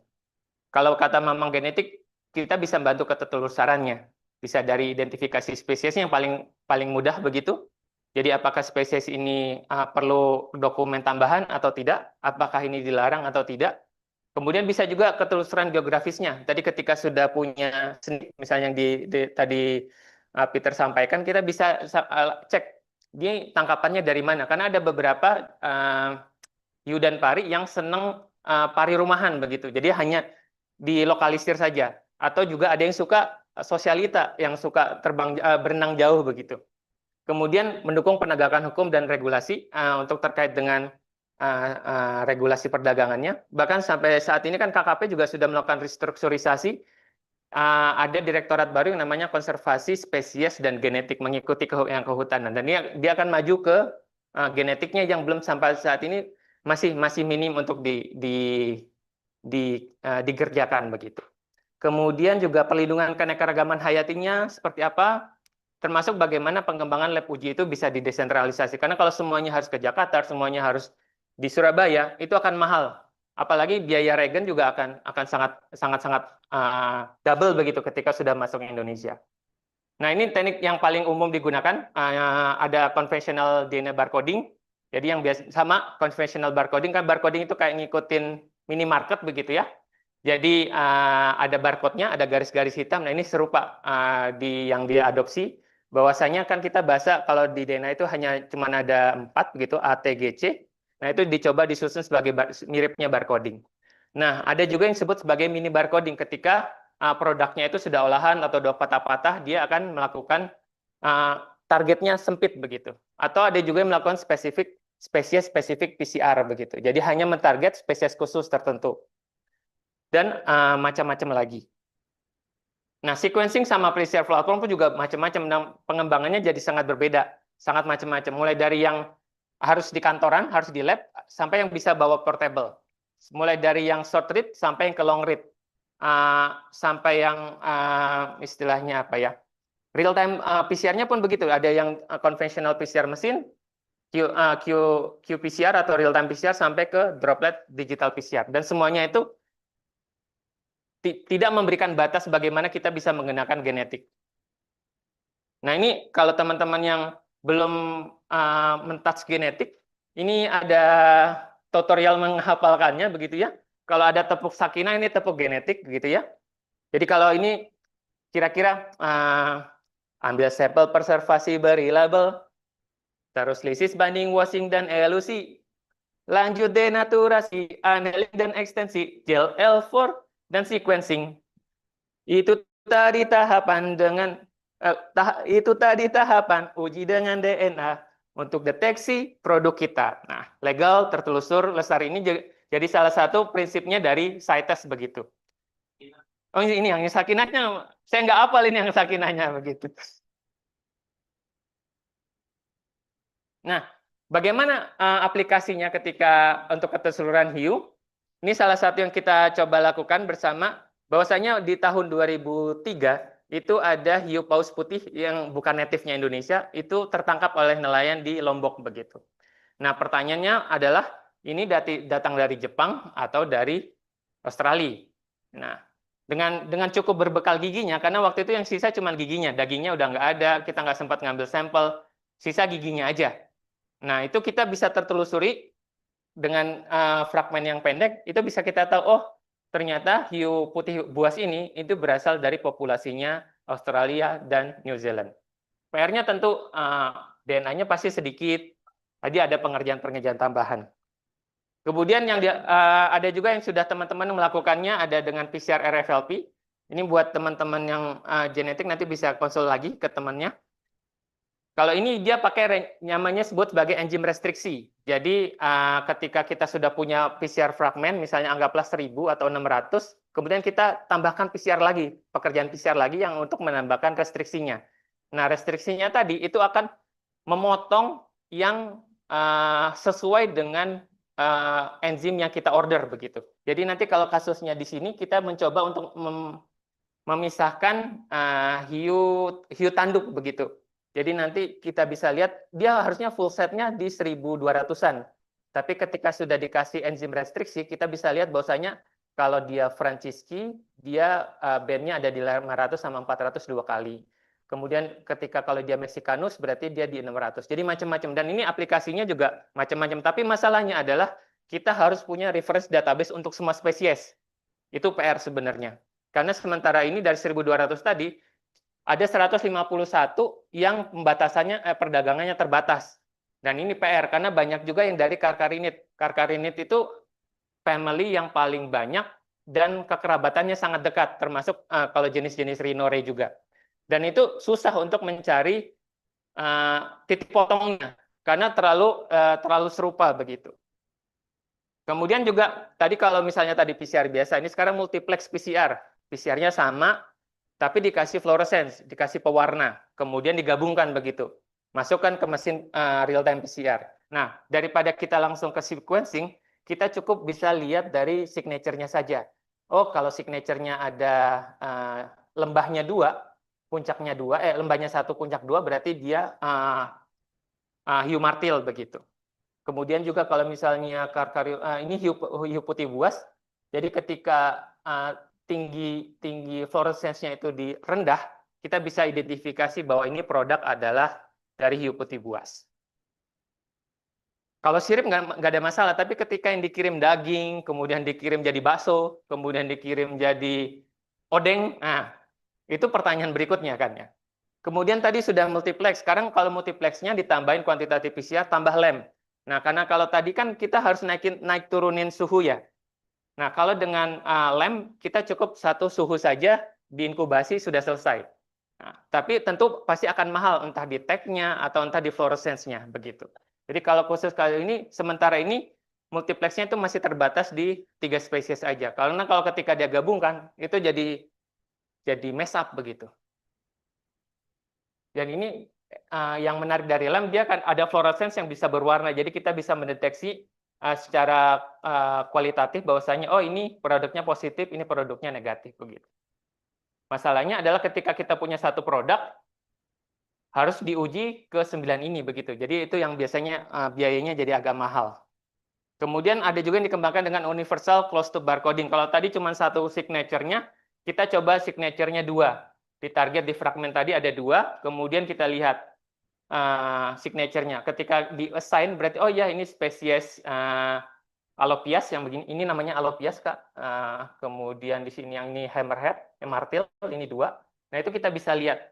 Tapi masalahnya yang tadi disampaikan, karkarinid ini ada banyak yang karkarinid itu spesiesnya sangat kompleks dan sangat kerabatannya sangat dekat begitu, sehingga sulit untuk masih dibedakan secara signature-nya. Oke, kemudian ada juga tadi, kalau tadi sudah multiplex, ini sekarang multiplex ditambah lem ditambah lab on chip. Nah ini dia pakai model origami. Jadi nanti cairannya dilisis begitu ya. Oh enggaknya, buat dilisis buat dapat DNA-nya, kemudian dimasukkan ke kertas-kertas ini begitu.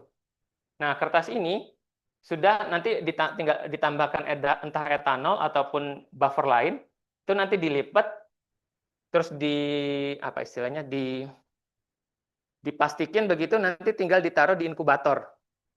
Nah, inkubatornya tadi tinggal diambil buat ngeluarin warna ini, di tari 3 tadi.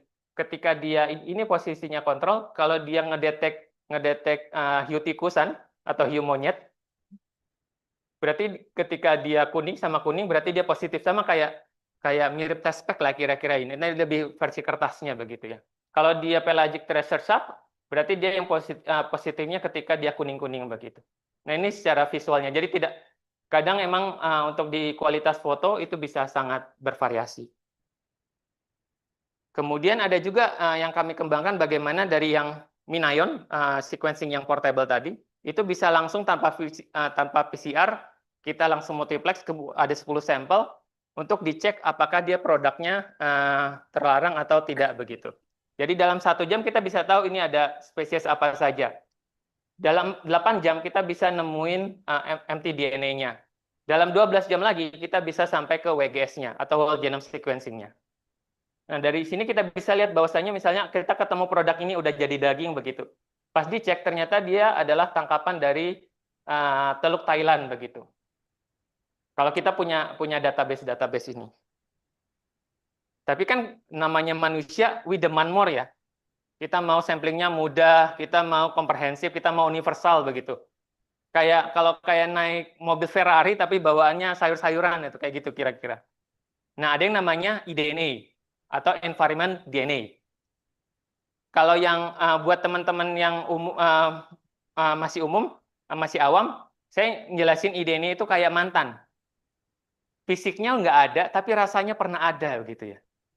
Apalagi kalau mantan-mantan yang suka nyakitin. Nah, ini mantannya in general ya. Ada mantan bos boleh, mantan pacar boleh, mantan suami boleh, mantan istri boleh, mantan teman boleh. Pokoknya in general boleh. Ya itu, karena fisiknya udah nggak ada lagi, tapi kita coba ditrace dengan sisa-sisa kenangan yang ada dia tinggalkan di perairan atau ditinggalkan di lingkungannya. Itu disebut environment DNA. Definisinya, nama lengkapnya sebenarnya eDNA metabarcoding, atau eDNA tadi karena sampelnya dilepaskan ke lingkungan, metabarcodingnya meta itu banyak, barcodingnya banyak begitu. Barcodingnya barcoding begitu. Jadi barcoding yang banyak. Nah, ini tergantung sama mata pancing molekulernya nanti. Kita mau mancing ikan kah, kita mau mancing yang umum, ikan sama mikroba lainnya, atau kita juga mau yang sama earth biome. Atau misalnya cuma mau target hiu juga ada mata pancing molekulernya. Masing-masing bisa dikembangkan. Termasuk kalau Mas Bram nanti mau ngerjain rayap, bisa juga. Tinggal mata pancing rayapnya aja dikembangkan. Nah, ini yang kita cobakan adalah disebut sebagai brandingnya shark dust. Atau debu hiu. Aku apa sih? Cuman debu pinggir jalan begitu. Ini bukan debu sembarang debu begitu ya. Udah kayak jualan obat banget gua ya. Nah, itu aplikasi ini sama. Jadi kita cukup daripada kita ngecek tadi kontainer begitu banyak, kemudian kita cari satu-satu, bisa jadi bias dalam pengecekan produk. Kita coba nyapu debunya saja begitu. Entah debu di kontainer atau debu di lantai pengolahan. Nanti kita bisa lihat bahwasanya yang ini diagram Venn buat yang apa istilahnya? Jaringan biasa. Jadi kita ngumpulin sekitar 175 jaringan biasa, jaringan tisu. kemudian dibandingkan sama 28 sampel. Jadi kita bisa lihat bahwasanya hampir banyak spesies hiu dan pari yang bisa deteksi dengan shark dust ini. Cuman ada beberapa keterbatasan untuk misalnya jenis-jenis mobula maupun rhino ray itu tidak bisa didefinisi hingga ke spesies level karena yang primer ini khusus cuma 200 base pair, jadi lumayan pendek untuk bisa sampai ke resolusi spesies begitu. Dan yang menarik juga di sini ada yang ketemu di tisu sampel barcoding biasa, itu ada probeagle shark yang adanya harusnya di perairan subtropis. Nah ini karena ada tangkapan nelayan kita yang nyampe ke Pasifik, nyampe ke Atlantik, nangkap ini begitu, dan dibawa kembali, dan memang ditemukan begitu. Nah, macam-macam ada lagi. Dia bisa dimanfaatkan buat haplotype whale shark. Kalau teman-teman sudah misalnya whale shark-nya sudah well established, kita udah kalau misalnya di Gorontalo itu ada namanya Susi, yang biasanya rame fotonya di IG. Nah itu kalau kita bisa tagging semua hiu paus tadi, kemudian kita label kasih KTP atau haplotype-nya individunya, kita bisa lihat di perairannya bahwasanya oh si Susi pernah ke sini, oh si Sahrul pernah ke sini. Itu kita bisa cek begitu. Atau misalnya dengan dugong, si mawar pernah nggak nyampe ke Pulau Seribu, itu bisa juga didetek. Atau yang baru-baru kemarin, apakah yang hiu paus yang nyasar di Bekasi itu dari Gorontalo atau dari mana, itu kita bisa trace. Kemudian ada juga kita bisa buat teman-teman di perikanan ini bisa ngecek logbooknya. Kalau di logbooknya dilaporkan ada 10 spesies, kita cek tuh palkanya, kita cek airnya, air sampahnya misalnya. Jadi kita cek, oh iya kamu benar 10, oh kamu enggak nih, kamu pasti ada yang enggak kamu laporkan, ke mana gitu. Nah ini kita bisa cek untuk ketelusurannya. Kemudian juga bisa menganalisis jenis makanannya, makanannya si hiu. Bisa juga misalnya kalau misalnya mau ngerjain mamalia, juga bisa tergantung nanti misalnya mamalia yang di captive breeding sama yang di wild, apakah dia punya preferensi makanan yang berbeda. Nanti next-nya adalah makrobiomnya ngaruh apa enggak terhadap kesehatan si mamalianya. Kemudian ini untuk yang dam, kita juga bisa lihat fishway, kita ada bendungan begitu, apakah bendungan, establishnya bendungan itu mempengaruhi keragaman jenis ikan di hulu dan di hilir sungai begitu. Kemudian ini ada fishing for mammal juga, jadi karena untuk beberapa yang semi aquatic mammal itu pasti akan butuh minum, semua makhluk hidup akan minum. Nah, ketika kita mau tahu mammals itu kelimpahannya mammal, kita cukup ngambil ke entah di kubangan kah, entah ke sungai, bisa lihat bahwasanya oh di sini ada jenis mamalia ini begitu. Atau juga buat teman-teman yang mengerjakan insektisida, ini ada mengerjakannya dari ngumpulin dari kantong teh saja begitu. Jadi kantong tehnya diekstrak begitu, nanti kita bisa lihat bahwa teh tadi itu adalah mengandung insek apa saja begitu. Apakah misalnya di PTRPN begitu, ETPRPN di Sukabumi, apakah punya jenis insekta yang berbeda? Apakah semenjak adanya, bisa jadi nanti bisa ngecek pas tahun ini ada pembukaan lahan untuk RPN, apakah ada perubahan insektisida, insek yang berasosiasi dengan perkebunan tersebut. Kemudian yang ini yang salah satu dulu masih hayalan, bahwasanya kita ngambil sampel dari jaring laba-laba begitu. Dan ini ternyata memungkinkan bahwa kita mengecek DNA atau environment DNA yang dilepaskan makhluk hidup yang tertempel di sarang laba-laba. Atau teman-teman juga misalnya punya koleksi herbarium, itu bisa dicek juga di koleksi herbariumnya, bisa di swab saja. Kita bisa lihat bahwasanya pada tahun lampau misalnya di zamannya Dendels begitu, koleksi itu, apakah ada perubahan jenis-jenis insek yang terdeteksi begitu. Tapi genetika ketika kita ngomongin Indonesia itu pasti biayanya regennya mahal. Harga di US 1 juta nyampe sini 5 juta. Kiagen 2 juta di Jepang nyampe ke sini jadi 6 juta. Dan itu kan ngaruh ke anggaran rumah program begitu ya biasanya. Karena mepet-mepet begitu.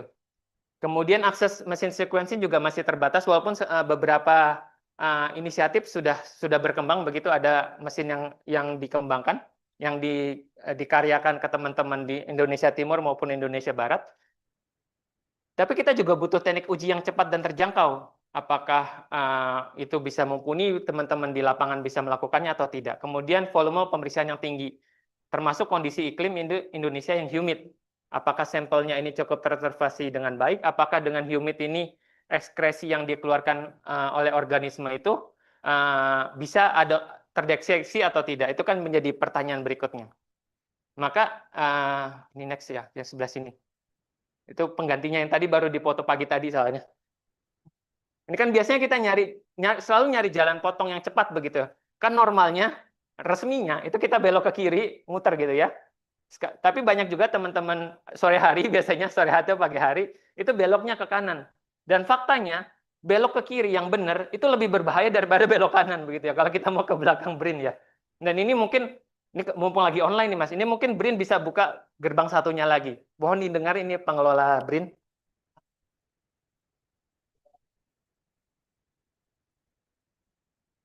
Nah, dalam arti genetik, berarti sebenarnya semuanya sudah ada. Yang fancy ada, teknologi udah uangnya kalau ada, itu bisa dikerjakan. Tapi di konteks Indonesia nggak ada. Ada keterbatasan itu. Makanya mungkin multiplex PCR assay itu akan jauh masih lebih affordable buat teman-teman di lapangan begitu. Jadi nanti dia satu tube begitu, misalnya cuma buat eumartil saja, kemudian ada rhino ray saja, ada parikikir saja. Jadi itu akan jauh lebih mudah tanpa dia harus ngirim ke sequencing. Atau pakai PCR RFLP. Nah, cuman tadi itu kan enzim restriksi macam-macam. Dan ini sangat tergantung sama polimorfism si spesiesnya. Jadi kita butuh apa istilahnya? Butuh sequence yang panjang biar bisa dipotong panjang. Karena kalau nanti dia cuman pendek, nanti dia ketika kita pakai buat spesies yang banyak, itu nanti numpuk-numpuk, kita nggak bisa lihat perbedaannya. Nah, ini juga PR. Mungkin nanti teman-teman bisa bantu ngembangkan misalnya khusus kikir saja, khusus kekeh saja, kursus misalnya hiu berjalan saja, itu macam-macam. Atau pengembangan lab in suitcase. Nah ini ketika ini bisa dikembangkan, mungkin teman-teman di praktek di lapang atau misalnya teman-teman yang praktisi di lapang itu bisa melakukan itu dengan biaya yang lebih mudah dan lebih murah karena portable begitu dan dia bisa bawa kemana aja. Kalau misalnya ekstraksinya juga bisa pakai kettle listrik biasa yang buat sterilisasi air botol susu bayi begitu.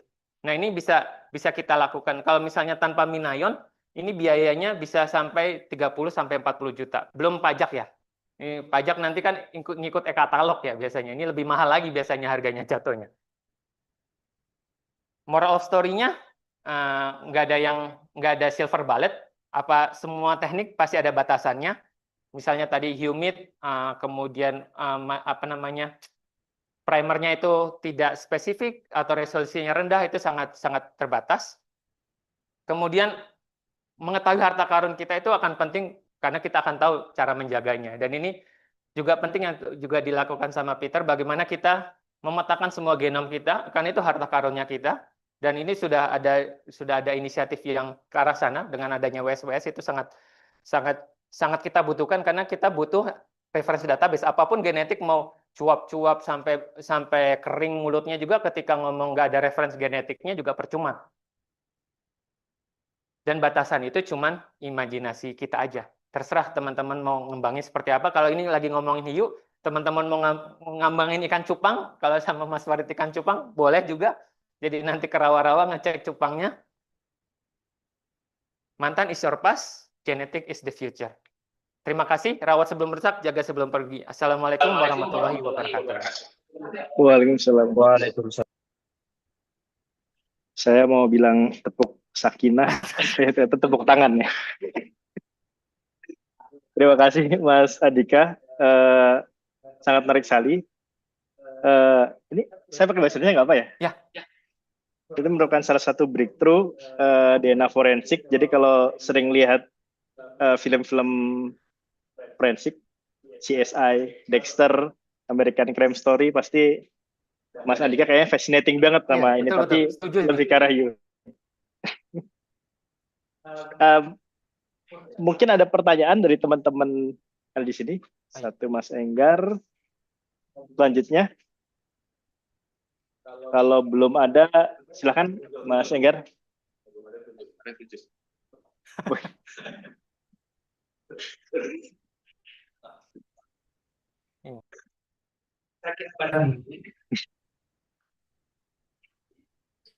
Cek.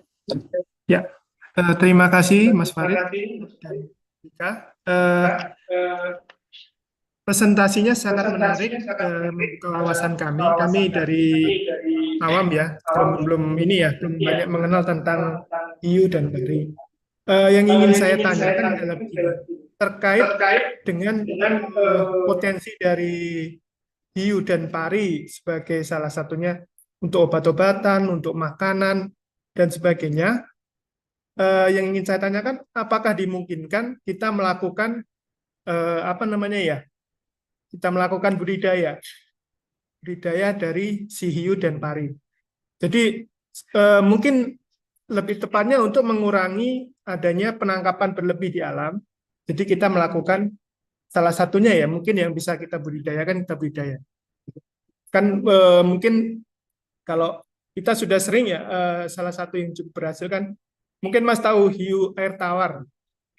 Hiu air tawar yang mungkin sering kita makan sehari-hari. Ya, patin. Ikan patin. Hiu air tawar. Water pari. Oke. Ya, jadi dengan perkembangan mungkin dari genom dan sebagainya, jadi mungkin ke depannya bisa dikembangkan itu. Mungkin kalau bisa ya kita melakukan budidaya si hiu dan pari itu supaya nantinya kita mengurangi jumlah penangkapan yang ada di alam. Gitu. Oke, terima kasih Mas. Silakan Mas Andika. Sip. Makasih Mas Enggar atas masukannya. Ini menarik karena salah satu yang kita cobakan adalah bagaimana dia ex situ begitu ya, konservasi yang ex situ. Hanya saja masalah untuk yang hiu pari ini adalah untuk kasus yang ex situ itu biasanya hanya jenis hiu dan pari yang bertelur begitu Mas Enggar. Jadi yang sudah baru ini dilakukan adalah kita ekspor telur dari Singapura kalau tidak salah untuk kita breeding di Raja Ampat begitu dengan hiu belimbing. Hiu belimbing. Nah, ini kalau tadi ada penyu belimbing, ini ada hiu belimbingnya atau leopard shark begitu dia nyebutnya. Nah, itu juga sudah dilakukan karena dia punya telur. Jadi kita bisa transport telurnya, kemudian kita erami. Nah, itu sudah bisa dilakukan. Yang sedang dilakukan juga teman-teman dari Sistem Biota, ada Pak Fahmi, Mbak Selvia CS, itu juga mencoba mengembangkan budidaya untuk yang hiu berjalan. Karena dia ada telurnya. Nah, ini yang agak sulit adalah jenis-jenis yang tidak bertelur begitu Mas. Ini makanya pengembangan untuk konservasi budidaya buatannya itu masih sangat terbatas begitu Mas Enggar. Tapi masih dimungkinkan Mas untuk jenis-jenis yang tapi masalahnya kayak hiu berjalan itu sudah perlindungan penuh. Jadi nggak bisa ketika berhasil captive breedingnya juga nggak bisa dimakan. Kecuali mungkin nantinya ada pengembangan jadi obat, bahan baku obat mungkin nanti bisa disintetis. Makanya nanti saya mau colek-colek Mas Andika Yuda kakak pertama itu untuk pemanfaatan berikutnya begitu. Terima kasih Mas Andika. Terima kasih Mas Andika. Ada pertanyaan lagi dari ruangan ini atau mungkin dari Zoom?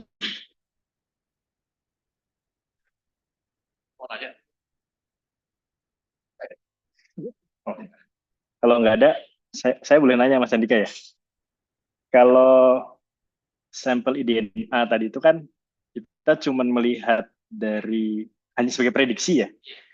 Untuk mengkonfirmasinya itu seperti apa? Khawatirnya kalau misalnya ini imajinasi kan cuma batasan ya.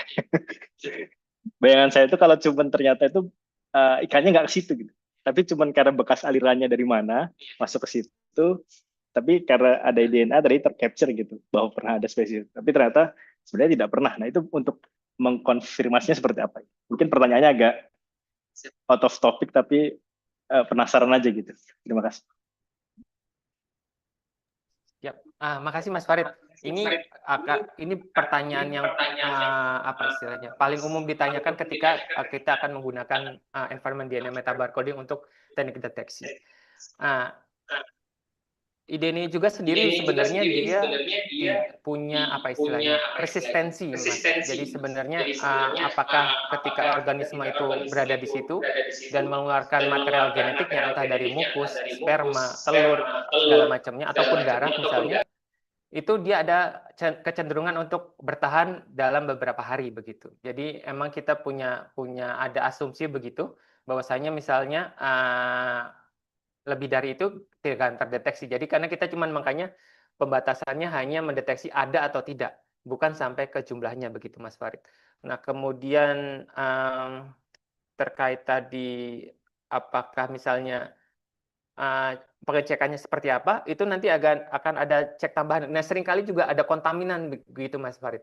Jadi tiba-tiba ada jenis atau misalnya yang kasusnya kemarin di Bangka itu tiba-tiba ada jenis beta yang nggak ada di Indonesia terdeteksi dan itu bisa jadi masalah kayak resolusi reference-nya tadi, reference database-nya yang masih terbatas. Jadi mau cuap apapun, mau jualan genetik apapun, kalau reference database-nya nggak ada, nggak akan ada itu. Makanya tetap barcoding Sanger itu akan tetap ditagih sih. Begitu, Mas Farid. Oke, terima kasih Mas Andika. Sedikit sudah menjawab pertanyaan saya, bukan sedikit. Terima kasih. Mungkin ada pertanyaan lagi dari teman-teman yang lain.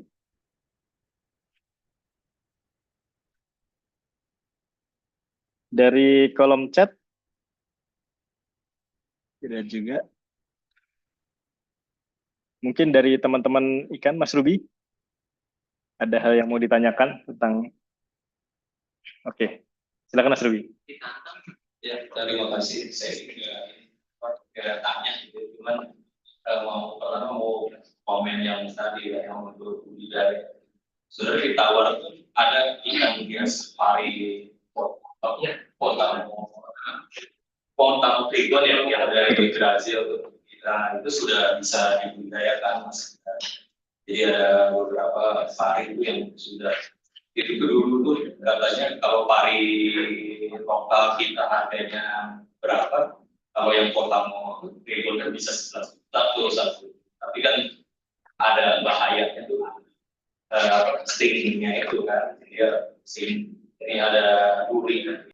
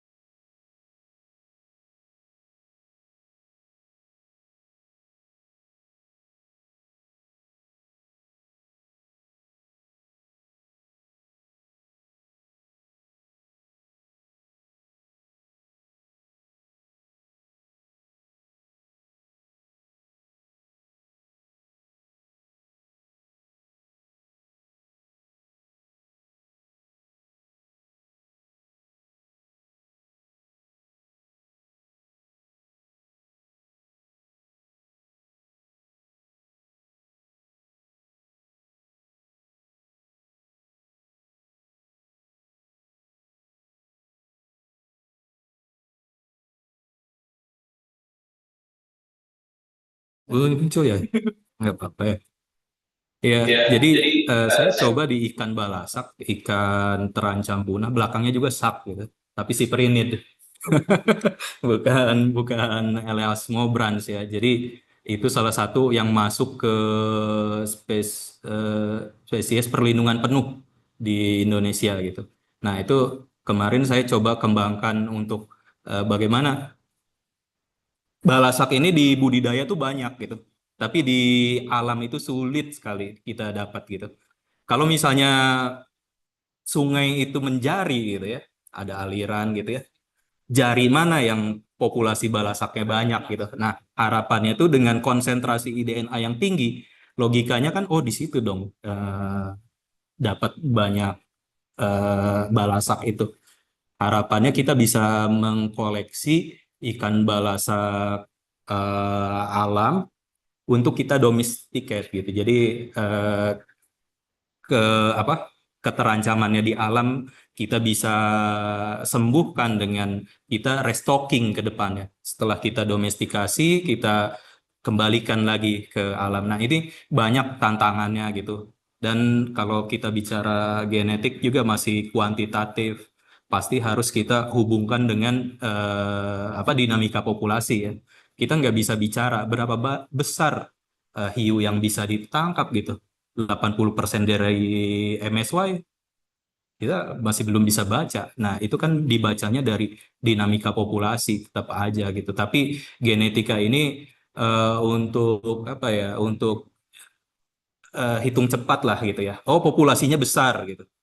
Karena populasi efektifnya besar gitu atau heterogenitasnya tinggi gitu ya. Jadi eh, bisa membaca itu. Tapi kita seberapa banyak kita ambil tetap teman-teman ini di Mbak Erna di depan ini yang di bagian perikanan tangkap. Nah, em, mereka yang kaji itu, yang formulasinya lebih ribet lagi ya. Itu von Bartalanffy itu udah statistiknya kuat lah di situ kalau itu. Jadi tetap ada perpaduan antara dinamika populasi dengan genetika populasi atau genetiknya seperti itu. Terima kasih. makasih Mas Rumi udah mendengarkan. Terima kasih Mas Yobi. Saya kira cuman komen ya. Dengan pertanyaan Mas Ruby tadi mungkin akan kita akhiri sesi hari ini atau masih ada lagi yang mau bertanya teman-teman? Saya kira sudah mendekati jam makan siang ya. Jadi mungkin tidak perlu wrap up ya karena tadi sudah di wrap up. Ya, makanya yang di wrap up. Saya akhiri untuk sesi ini. Terima kasih semua atas presentasi. I think Peter have already left. Terima kasih juga untuk Mas Andika dan semua partisipan yang berperan aktif dalam diskusi. Semoga membawa pencerahan dan juga membuka kolaborasi baik dengan Mas Andika maupun dengan Peter. Terus jangan lupa setelah ini kita foto dan kita melakukan tepuk sakinah. Terima kasih. Sekian dari saya. Ini Andika Saya kembalikan nih, lagi kepada organizer Mas Bram. Oke, terima kasih Pak Farid, terima kasih Pak Peter, terima kasih Pak Andika yang sudah eh, mengisi ya kegiatan kita hari ini dan dua-duanya luar biasa. Terima kasih juga untuk Pak Farid yang sudah menjadi moderator, timekeeper yang ini ya, apa namanya, sangat disiplin ya. Sebelum kita akhiri, kita seperti biasa kita apa laporan dulu. Monggo silahkan mukanya ditunjukkan di video. Kalau enggak nanti ini apa namanya enggak masuk di foto nanti. Oke, saya akan shoot di Zoom. Silahkan di open videonya. Ya ya boleh. Sini sini sini. Nah, kan kamera laptopku kan HP itu. Satu, Oh gitu. Oh, dua, jadi kemarin kalau belum dapat apa-apa, tiga. kalau udah, yang itu Oh, oke, satu kali lagi ya. Yang slide 2 ya. Satu, dua, 3. Oke, baik. Terima kasih teman-teman yang sudah join di Zoom. Silahkan boleh live. Jangan lupa minggu depan kita masih punya kegiatan sampai akhir November, insya Allah. Silahkan join dan cek di link media sosialnya Pusat Riset Zoologi Terapan. Oke, terima kasih. Untuk teman-teman yang di sini, mari kita foto bareng dulu sebelum kita meninggalkan ruangan. Kita bisa foto di luar nanti sama Pak Reza. Oke, terima kasih. Saya tutup kegiatannya. Assalamualaikum warahmatullahi wabarakatuh.